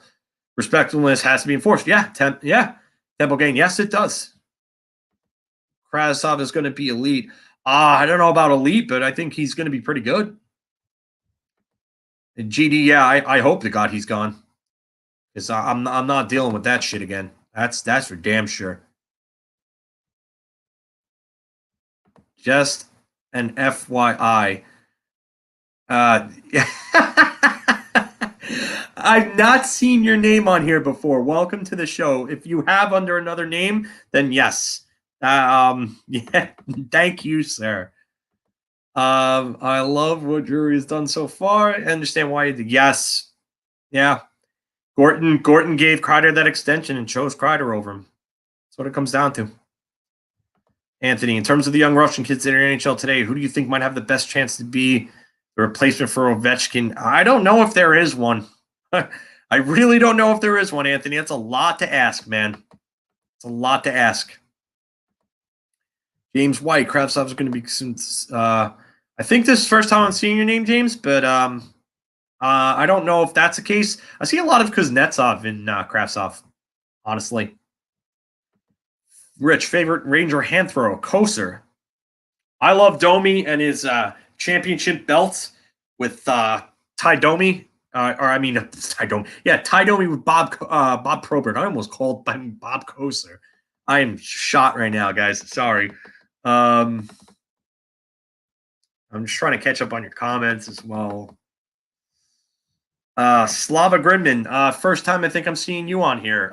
Yes, Gallant was the best addition so far this offseason. You are absolutely 250% right about that.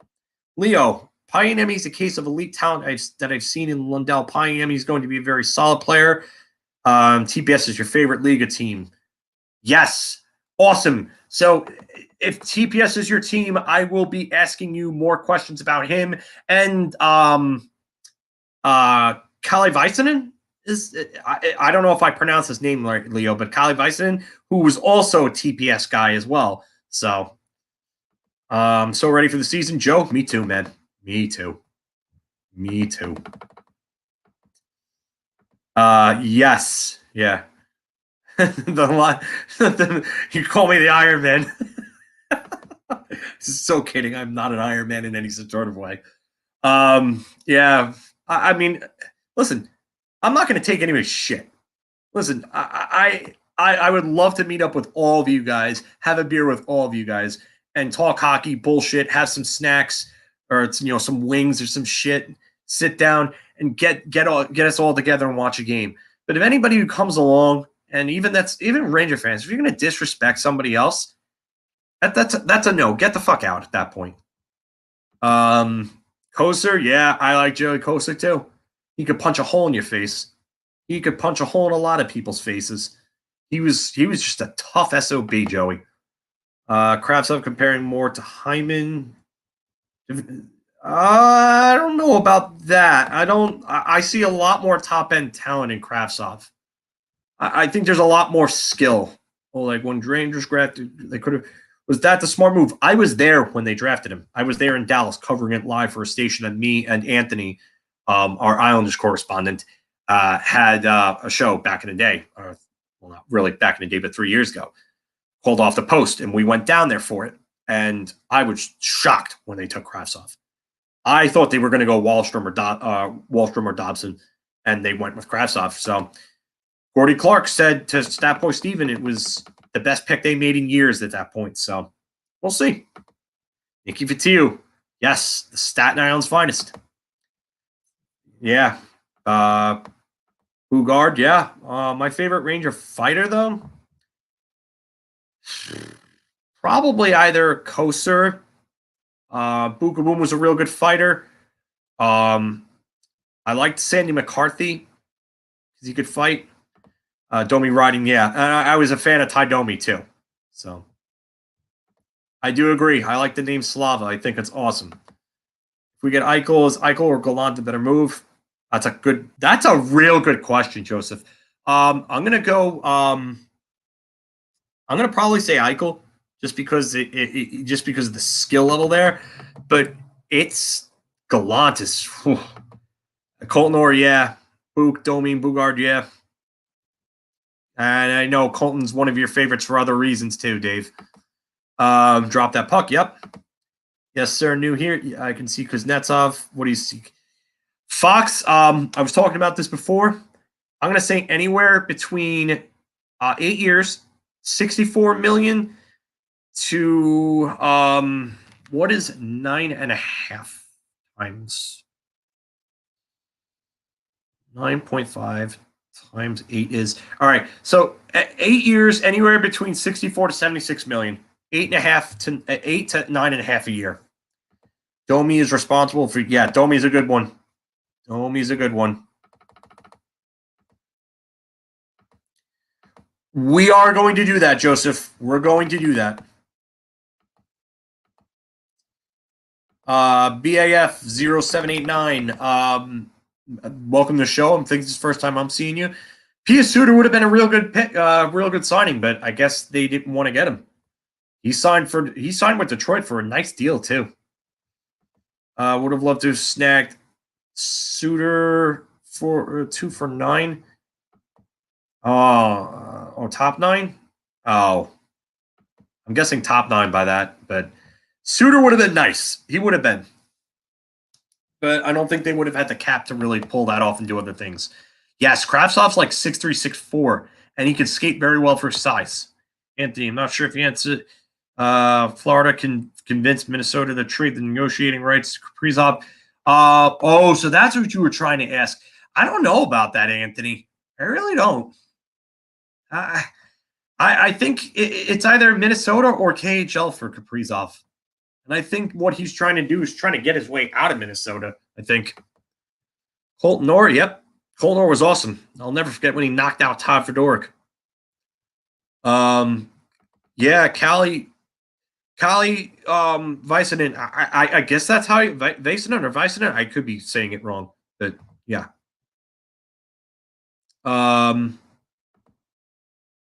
Would you say the Beast Brian Leach was a good fighter? No, I don't. No, Brian Leach never really fought. Anthony, no. Sabres 926 Hockey, welcome to the show. I don't think Eichel, Pagula.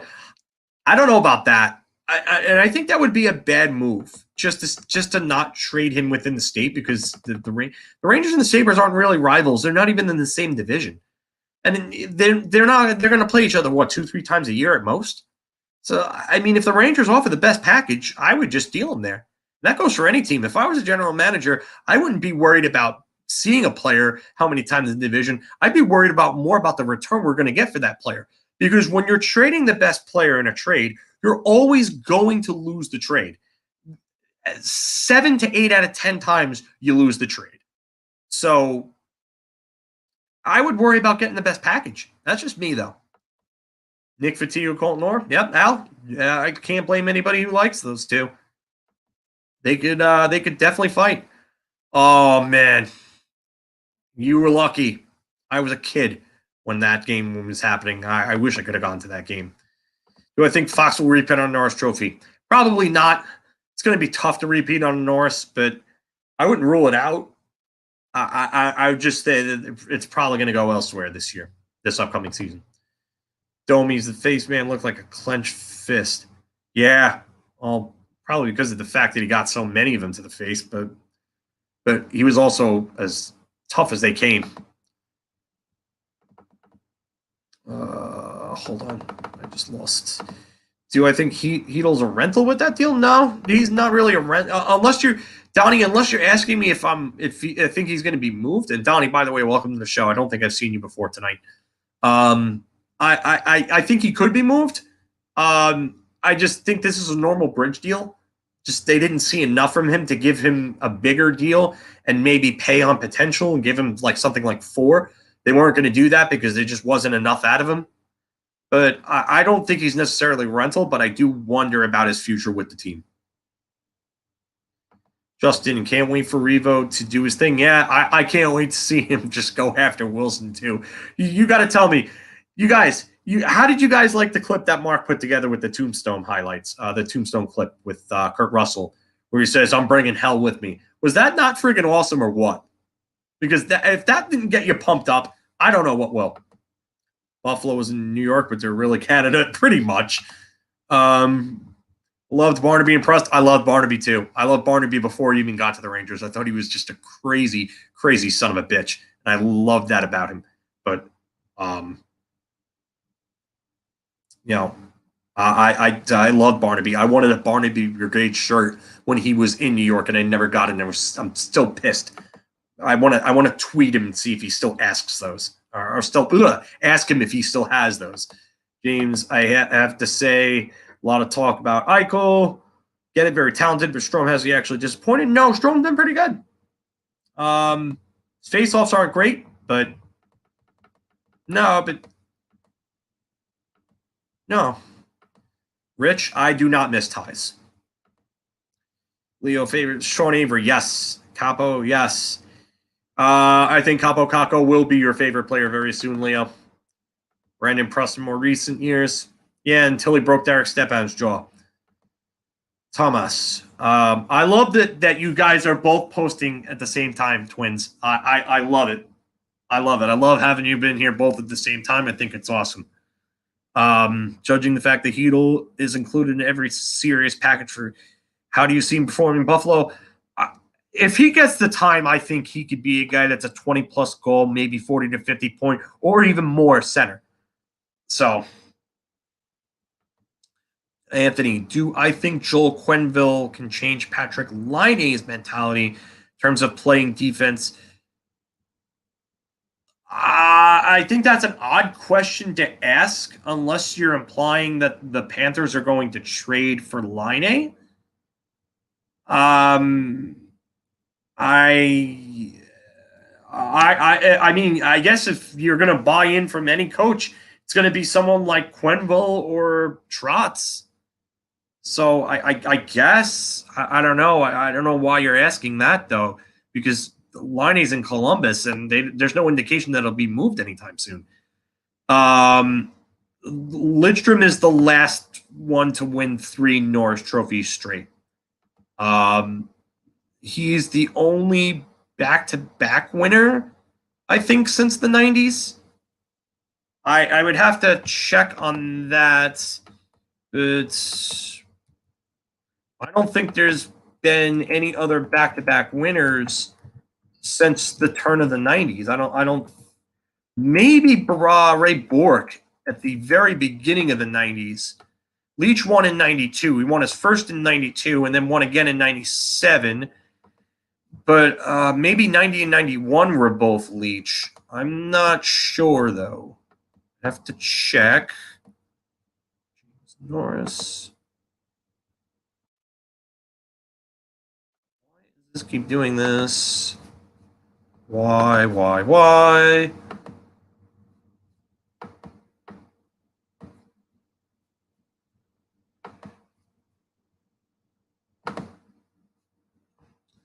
Okay, something is really wrong with HockeyDB. Thank you.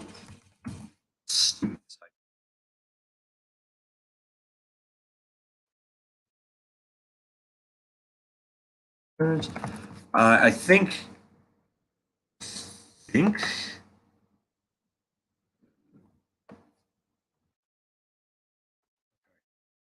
So Ray Bourque won in 90 and 91. He's the only other back-to-back winner since the turn of the 90s, aside from Lidstrom. So, Darren Langdon, yeah. Christopher Vincent Frenzel. Christopher, welcome to the show. Prost, yeah, wasn't much of a player. He was okay. Mark's clip was great. I'm glad that everybody liked that because I thought that was awesome. Rangers can't afford Eichel. Jack, no, they can. They can afford him. Me too, Brody. Me too. Jigga, yeah. I wouldn't go anything over 8 to 8.5 for Zibanejad. Fox could be around 9. Rich won faceoffs. Yeah, I mean we could use faceoff wins. They say Drury's nowhere near done. That's what I've heard. I've heard he's not done. Oleg, Stepan's jaw. Yeah, that was bad. Jeff, welcome back, Jeff. Yes, he does, Jeff. I totally agree with you. I could not agree with you more on this. He's got to be better. He's got to be better. I know he'll never be worth that 8 because he won't get the even strength minutes and the power play minutes to put up the points, but he's got to be better in his own zone. Here's a good what if. Do the Rangers beat Tampa and Zook never gets hurt? Yeah, I think they do. If Zuccarello and McDonough are healthy, I think they beat Tampa Bay. William Brooks, welcome to the show, by the way, because it's the first time I'm seeing you. PJ Stock was an awesome one. I was there when he beat up Tchaikovsky in that brawl, which Cloutier beat up Salo and then challenged Allen to bench. That was fun. Gallant factor for this season is a bunch of wins. A better hockey team, a more disciplined team, and a team that shows up for games. That is the Gallant factor. And welcome back, Dan. Jeff, the added grit is much more balanced. The reason they lost because they were too small, more finesse. Yes, that was a problem in 2014. LA was a big, heavy team. Joseph, I am not sure, man. I'm not sure. If I get tired, I'll probably log off. But right now, comments keep coming, and we're going pretty well. I'm not hungry or anything, so we're good. Who was the last player to win the Rocket, Richard, and the Selke in the same season? There has never, I don't think there's ever been. GD, have a good night, man. Stay safe. James White, doubt Fox is going to get less than McCarr did. Should be pretty good. You might be right. You might be right. But Anthony, I don't think there's ever been a Selke winner that's won the Richard. Sergei Fedorov is the only player ever to score 50 or more goals in a season. He had 56 in 1994, also 120 points. Sergei Fedorov is one of 2 players to score 100 points and win the Selke in the same season. Doug Gilmour was the other in 1993. Sergei Fedorov is the only player to score 100 points and win the Selke in the same season twice. He did it in 94 and 96. Ryan Kessler and Troy Murray are players who have won the Selke and scored 40 goals in the season as well. Pavel Datsyuk is one of 5 players to score 90 or more points and win the Selke in the same season. Anze Kopitar was the last to do it in 2018. Troy Murray did it in 1986. Pavel Datsyuk did it in 2008 and 2009. Sergei Fedorov, obviously, in 94 and 96. Gilmour in 93. So 6 players to do it. Or 5 players to do it, rather. Sorry. Favorite goalie aside from Hank? Richter for me. I'll never forget the Gaborik front flip. I was watching that game on center ice. That was awesome. It was hilarious. The Kings, no. Eddie's got to retire, though, King. I love Hank, but he's got to retire. He was running on fumes in 2019-20. Rich, have a good night. Darnell Nurse extension is terrible. Nirvana tattoo, yes. Yeah, we might be. We could be for all we know. I mean, we're into the same exact shit. Stock and Pete was the best hockey fight of all time. Yeah, go through. Listen to Dave here. If you haven't seen the PJ Stock Stephen Pete fight from 2000, go watch it. It's the best hockey fight ever. Gallant has been watching Rangers DQ years. Yeah, probably will. Donnie, if no other news are made, who are on line 1 and line 2? My lines would be Zibanejad between Lafreniere and Kako, Strome between Kravtsov and Panarin. Like Kings pushed around 2014, and yeah, they couldn't finish games, and that's why they pulled out 3 OT wins. You're right. Definitely right about that. Best MYR of all time, Brian Leetch. If Eichel comes and stays healthy, I don't know. 112 and 50 and 63 people are watching right now. Yeah, 63. Grant, where do I think Jeff Gorton should go for his next job? I don't know. I mean, if Kyle Dubas gets fired in Toronto, I'd imagine they would call up Jeff Gorton in a heartbeat, though. I'll tell you that. Good question. Whoever asked about line. Yeah, no more KZB. Yep. Who were the 2 goalies that fought? Was it Mike Richter and Marty? Or I'm not sure what you're referencing here, Anthony. I'm sorry. And the refs, no, they didn't. The Dwight King call was atrocious. Absolutely atrocious. I don't know how that wasn't goaltender interference.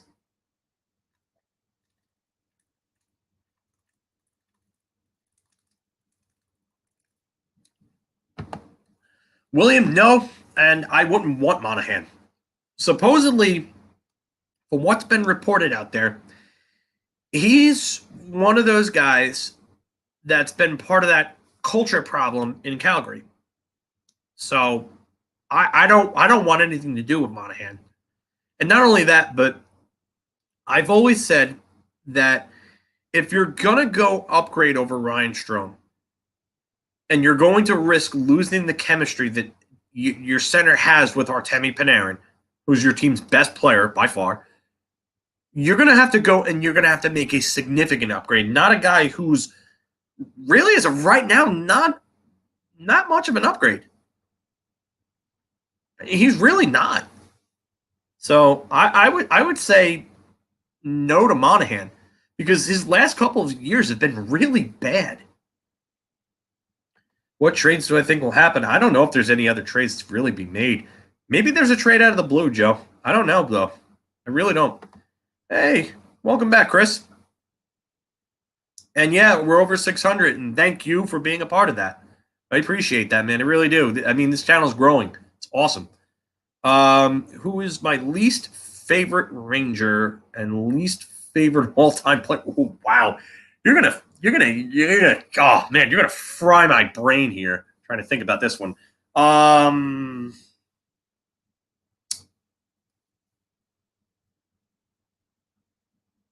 Wow. Least favorite Ranger. Probably Brett Howden. My least favorite.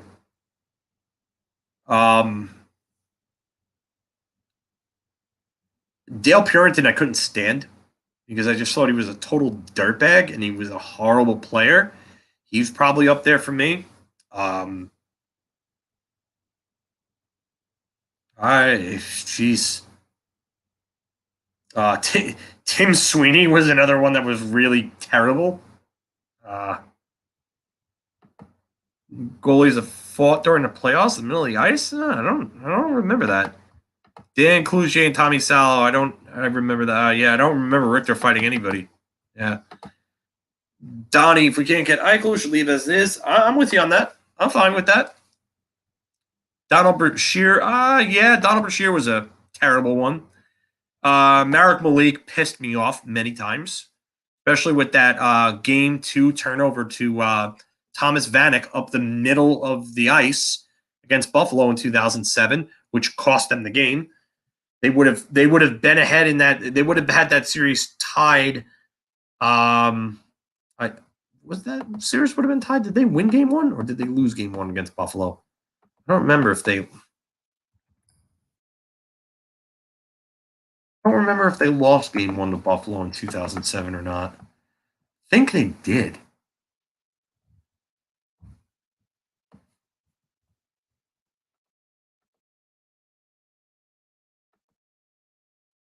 I'm trying to look this up now. Yeah, they lost game 1. All right, so they would have been tied. They would have been tied 1-1 going back to the Garden, and if they would have won games 3 and 4, they would have been up 3-1 going into game 5 against Buffalo. And even if Drury tied that, they would have forced game 6 and Buffalo would have been ahead. Probably would have lost to Ottawa in the Eastern Conference Finals, but they would have. Oh, Kevin Stevens. Oh, man. The Kevin Stevens, yeah, the drugs did him in, and then the collision against the collision with Rich Pilon in the 93 playoffs was really the downfall of his career. He was never the same after that. I mean, his head got all fucked up and he was on pain pills because of that.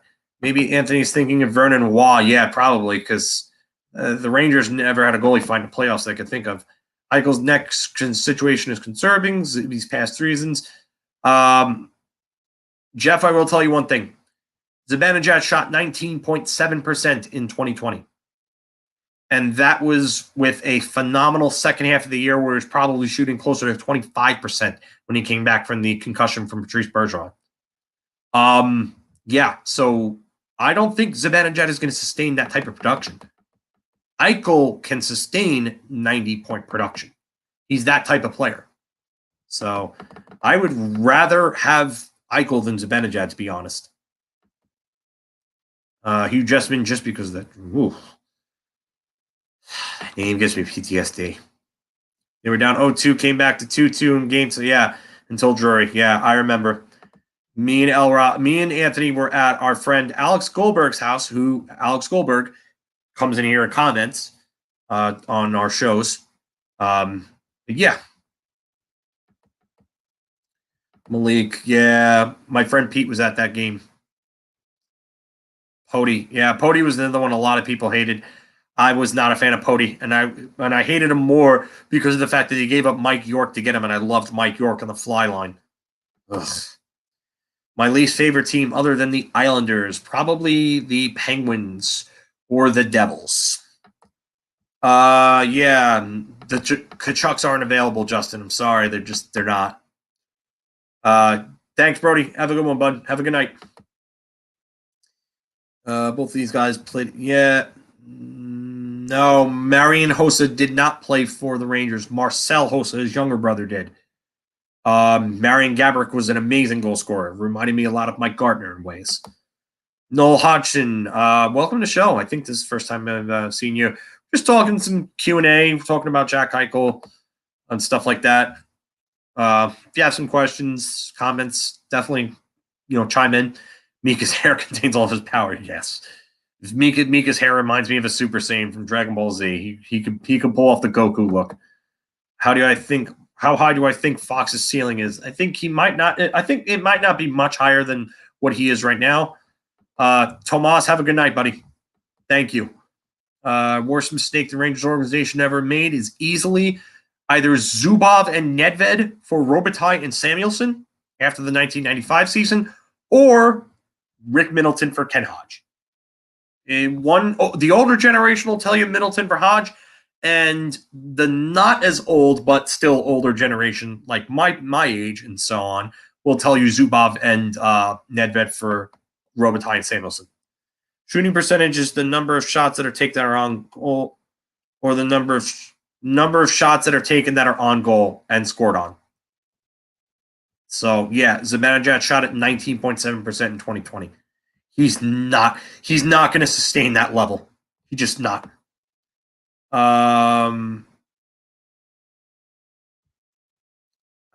Yeah. I think Marner. Yeah, I don't think Marner or Matthews are going anywhere, Anthony. I really don't. I don't see it.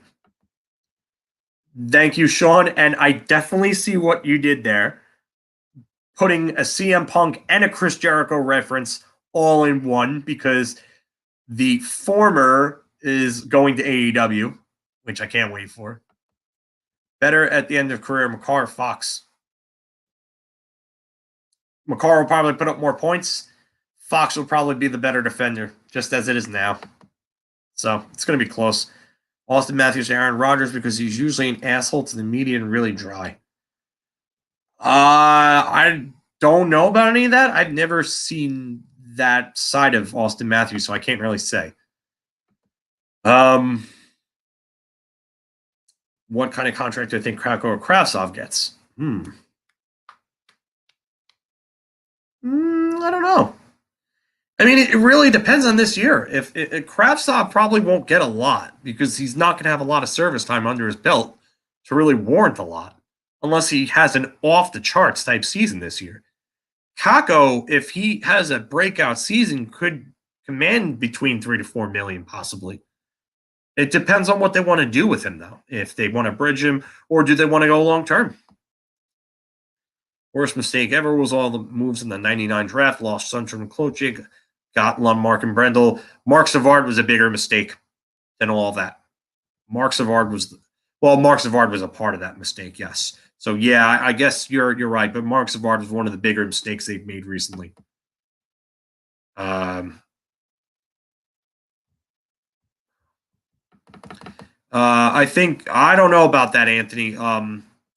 Good night, William. Thank you for hanging in there with me here. Who do I think the Panthers re-signed first? Barker or Huberdeau? I think they probably get deals close to what. They probably get deals close to what Braden Point got with Tampa. I think that's what you're looking at. Chris, you could be right, but again, it depends on what they do this season. That's really what it comes down to. James White, what did they get for Monty? It was Noonan and Matto that they got for Monty. Because Mike Keenan, and if you watch the Road to Victory DVD or video on the Rangers, Mike Keenan says that he wanted Brian Noonan. And Bob Pulford wanted Amonte, who was then the Chicago general manager at the time. He wanted Amonte. Joe, I don't know. I'm really not sure. That would have to be answered more towards the start of training camp. I mean, I would probably go back to this question when they do get Eichel. That's when I think we could have a little more of an idea. Do you think we can't get Eichel? It's worth no. I want nothing to do with Monahan. Malkin is old and injured, and Kuznetsov is a head case. Want nothing to do with him. Have a good night, William. Senior side, yeah, those are some bad ones. Hey, TD, what's going on, man? Oh, you're welcome, Anthony. You have a good night. You too, Slava. Have a good night. Early New Year. Yeah, that's what Keenan wanted. Oh, like he wanted he wanted Noonan. He wanted Noonan. He was all about Noonan. He wanted that guy because he thought, and Noonan was great for them in the first 2 rounds of the playoffs. He absolutely killed the Islanders and the Capitals. It was the last 2 rounds where you really didn't hear much from him. I mean, people will say that Messier's goal in Game 7 was not Messier's, but it was Noonan's. Okay. I still think Graves could have had that. But Graves will never say anything, and Brian Noonan probably won't either. You're welcome, James. Have a good night. No, not really right now. Dvorak doesn't do a whole lot for me. He's not an upgrade over Strome at this point. Monahan, I'm not convinced is an upgrade over Strome at this point anymore, and I don't really know who else would be available. If I could somehow get my hands on Braden Point, that would have been great, but that's not happening.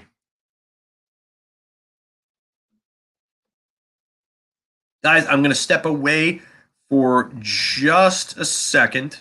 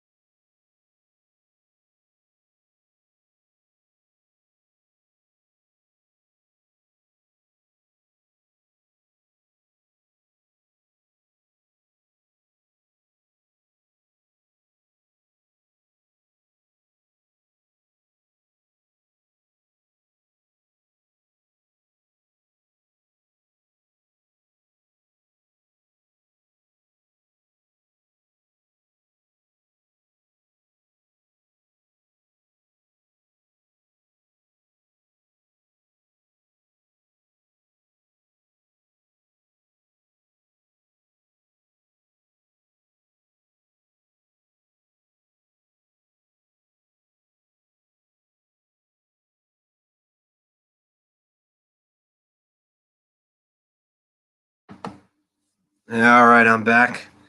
Sorry about that. Yeah, so no one really else that's out there right now, unless there's a name unexpected that we don't know of. And Chris, I'm with you here. Stand pat. Stand pat. No reason to go crazy here. Oh, like yeah, definitely. We usually stream during the week. Usually like like a Tuesday or a Wednesday. We're usually like midday afternoons. What jersey is that next to me? It's my Peter Forsberg one, Nordiques. So yeah, I've got a bunch of jerseys. Got that. I want a Sakic one. I want to get a Joe Sakic Colorado one, like a CCM Colorado one, not the. I mean, I like the Adidas Colorado ones right now, but I like the. I want like a CCM back in the day Colorado one with Sakic on the back. Joe Sakic's one of my all-time favorites. I also have a Joe Sakic Nordiques jersey. I have a Madano North Stars one.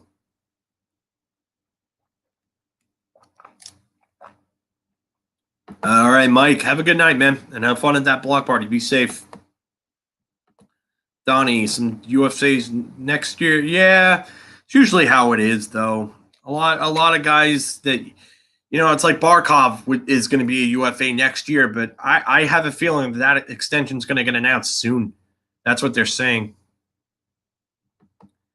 Now that's a jersey, that's a jersey, and I don't blame you for Solani being your all-time favorite. I would love to get an old school Ducks jersey with Solani or Korea on the back. Those guys were awesome together. Loved watching them in the 90s.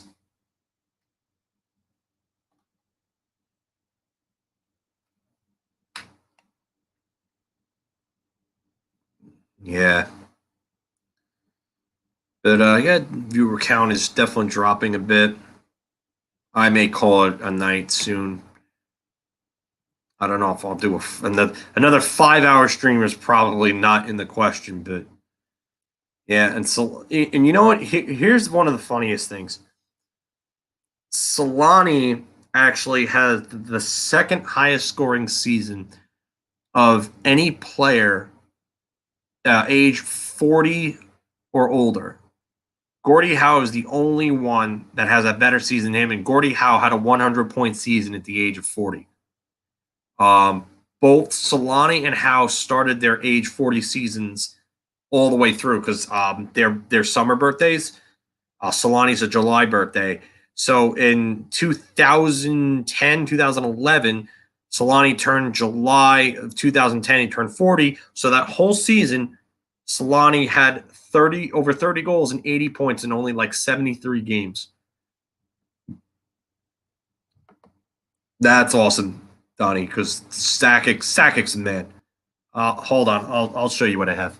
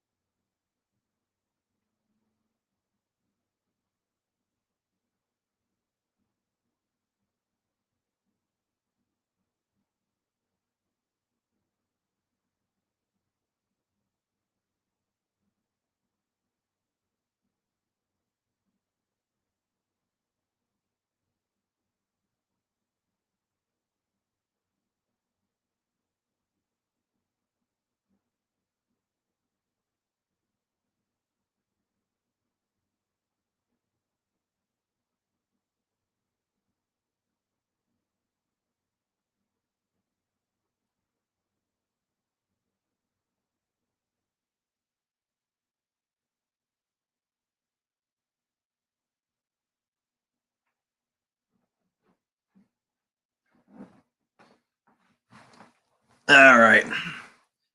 Sorry about that. Man, thank you. Sean Mello, first time I think I've seen you. Well, that's guy loved Kovalev as a Ranger too. Frustrating, but loved him as a Ranger. Leo, have a good night, man. Thank you. Chris, have a good night, man. But these are little things I got. Modano, 47 collection. Mike Modano, Minnesota North Stars. Same collection, but Joe Sakic, Quebec Nordiques. I don't think Modano does not have the captaincy on it. He was not captain of the North Stars. And one of my favorites, actually. Canada Cup. Wayne Gretzky on the back. Now, this is the shirt of shirts right here. This is the best jersey ever. I know it's Canada. I don't give a shit, but it's Wayne Gretzky. And I couldn't believe I found that because I never thought they would ever make something like that. But yes, I have that. And I had to get it when I saw it online. So, see if Mark or anybody texted me.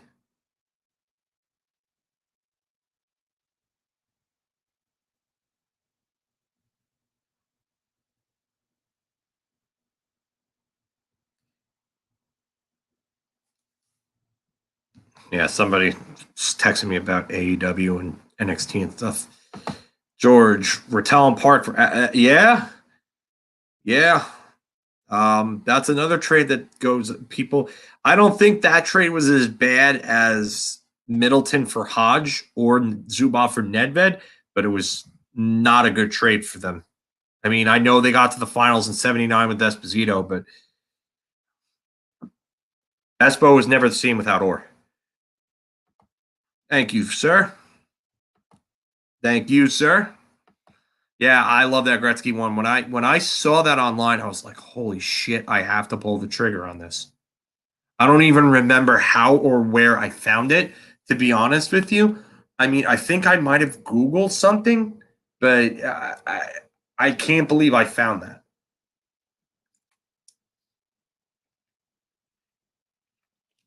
They used to have the old time hockey, uh, and they would do like the faded, distressed colored jerseys. Old time hockey.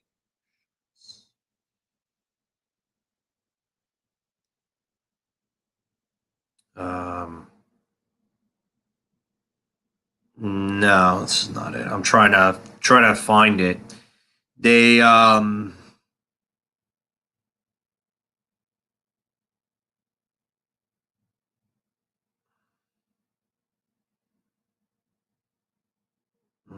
no.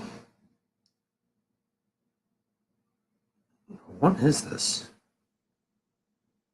No. Would have loved Gilmore. Yeah, Gilmore. Doug Gilmore would have been a good one, Everest. He was a good player. No, you're welcome. Anytime, man. Thank you for subscribing. We appreciate that. Dan, thank you. Have a good night, bud. Hope to see you guys again soon, both of you. I'm probably going to call it soon too, just because a lot of people are leaving and viewer counts getting a little lower. The questions aren't coming in as much, and it's getting late. You know, I mean, the other time that I did the Ryan Reeves run, we were on to like 3 o'clock in the morning. We still had like 40 to 50 people at 3 o'clock in the morning. It was crazy, and the questions kept coming in and stuff too. So, Donnie, definitely have a great night. Hope to see you again soon. Guys, just remember, if you can, like, share, and subscribe.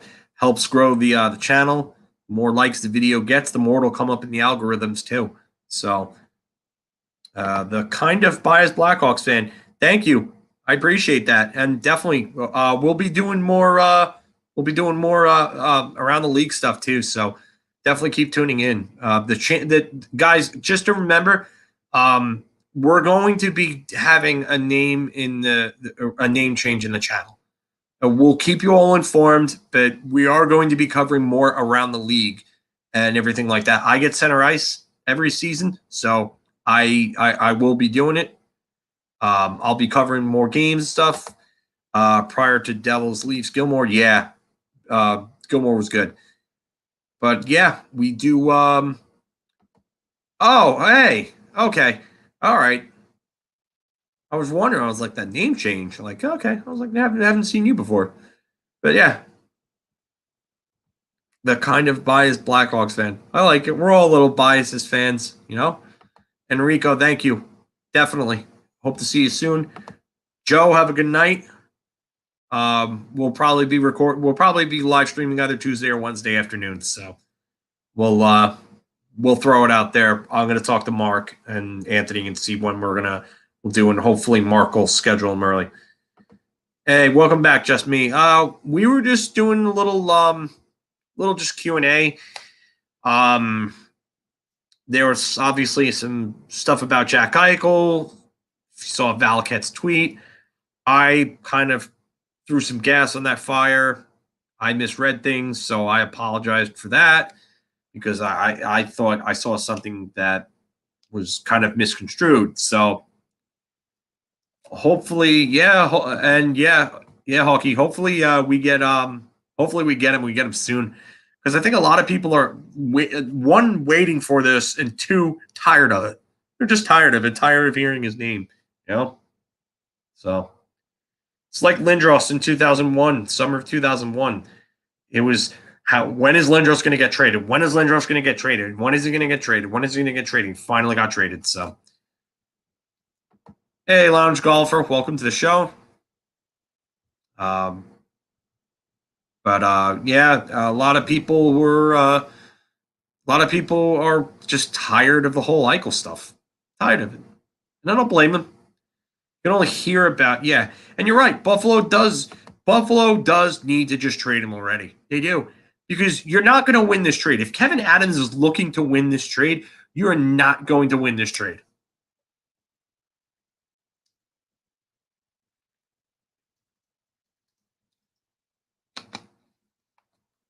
Yeah, Eichel situation needs to shit or get off the pot. Yeah, basically. Basically, that's what it comes down to. It's just at this point, it's you got to deal him. You got to deal him. You're not going to win that trade if you're Kevin Adams. Chris Johnston said it. Everybody's saying you're not going to win that trade. You're giving up the best player. You're not going to get what you do. Barry Beck could drop the gloves. Barry Beck was a little before my time, but I heard he could. I also heard he needed to shoot the puck. Shoot the puck, Barry. Shoot the puck. Yeah. So that was the chant in the garden. Adams lost the trade and it hasn't happened yet. Adams has lost a lot. He's lost his mind. He's lost this trade. And he's probably going to lose his job if he keeps this up. Because I don't know how. I mean, from what I heard, the Pagulas really seem to trust him. Because I was watching Marty Biron on TSN's Overdrive, and that's what he was saying. He was saying the Pagulas really trust him. But if he screws this up and he gets a really, really bad return, I could see them saying, hey, we thought we trusted you, but you couldn't even do this right, Yeah, Hawkey, I think Buffalo definitely has a great player in their hands. I think he would benefit from a place where he doesn't have to be the man. And I think in New York, he wouldn't have to be the man. He wouldn't have to carry the team on his back. There'd be other players to help him out with that. Like Connor McDavid can carry a team, but you can't carry a team by yourself to Stanley Cup. One player doesn't do it. Wayne Gretzky couldn't carry the LA Kings to the Stanley Cup in '93. They fell just short. It's you got to have a team. Doesn't matter if you have the greatest player of all time. You got to have a team around them. And yes, one player can only do so much. That's why it's team sports. It's team sports. The emphasis on the word team. So, but yeah, I think I'm going to call it. I love talking hockey with you guys. It seems like it's winding down. It's almost 1:45. I don't want to stay up too much longer myself. My sleep schedule is screwed up as it is. But I had fun talking with y'all. Like I said, we'll probably record either Tuesday or Wednesday afternoon. Going to be one of those 2 days. We'll do our weekly show. And I'm going to start really trying to put together the what ifs video. That's going to probably be our next side project. So I will put that together. I'll stream that live, and we'll have some discussion about each of them, each of the scenarios I put up in there. But definitely join me for that. I will probably try to have more details on when I'm going to do that on our next stream. So everybody, have a good night. Enjoy your weekends. Don't do anything I wouldn't do. And then just make sure you're safe as well. So, all right. Take care, and let's fucking go Rangers.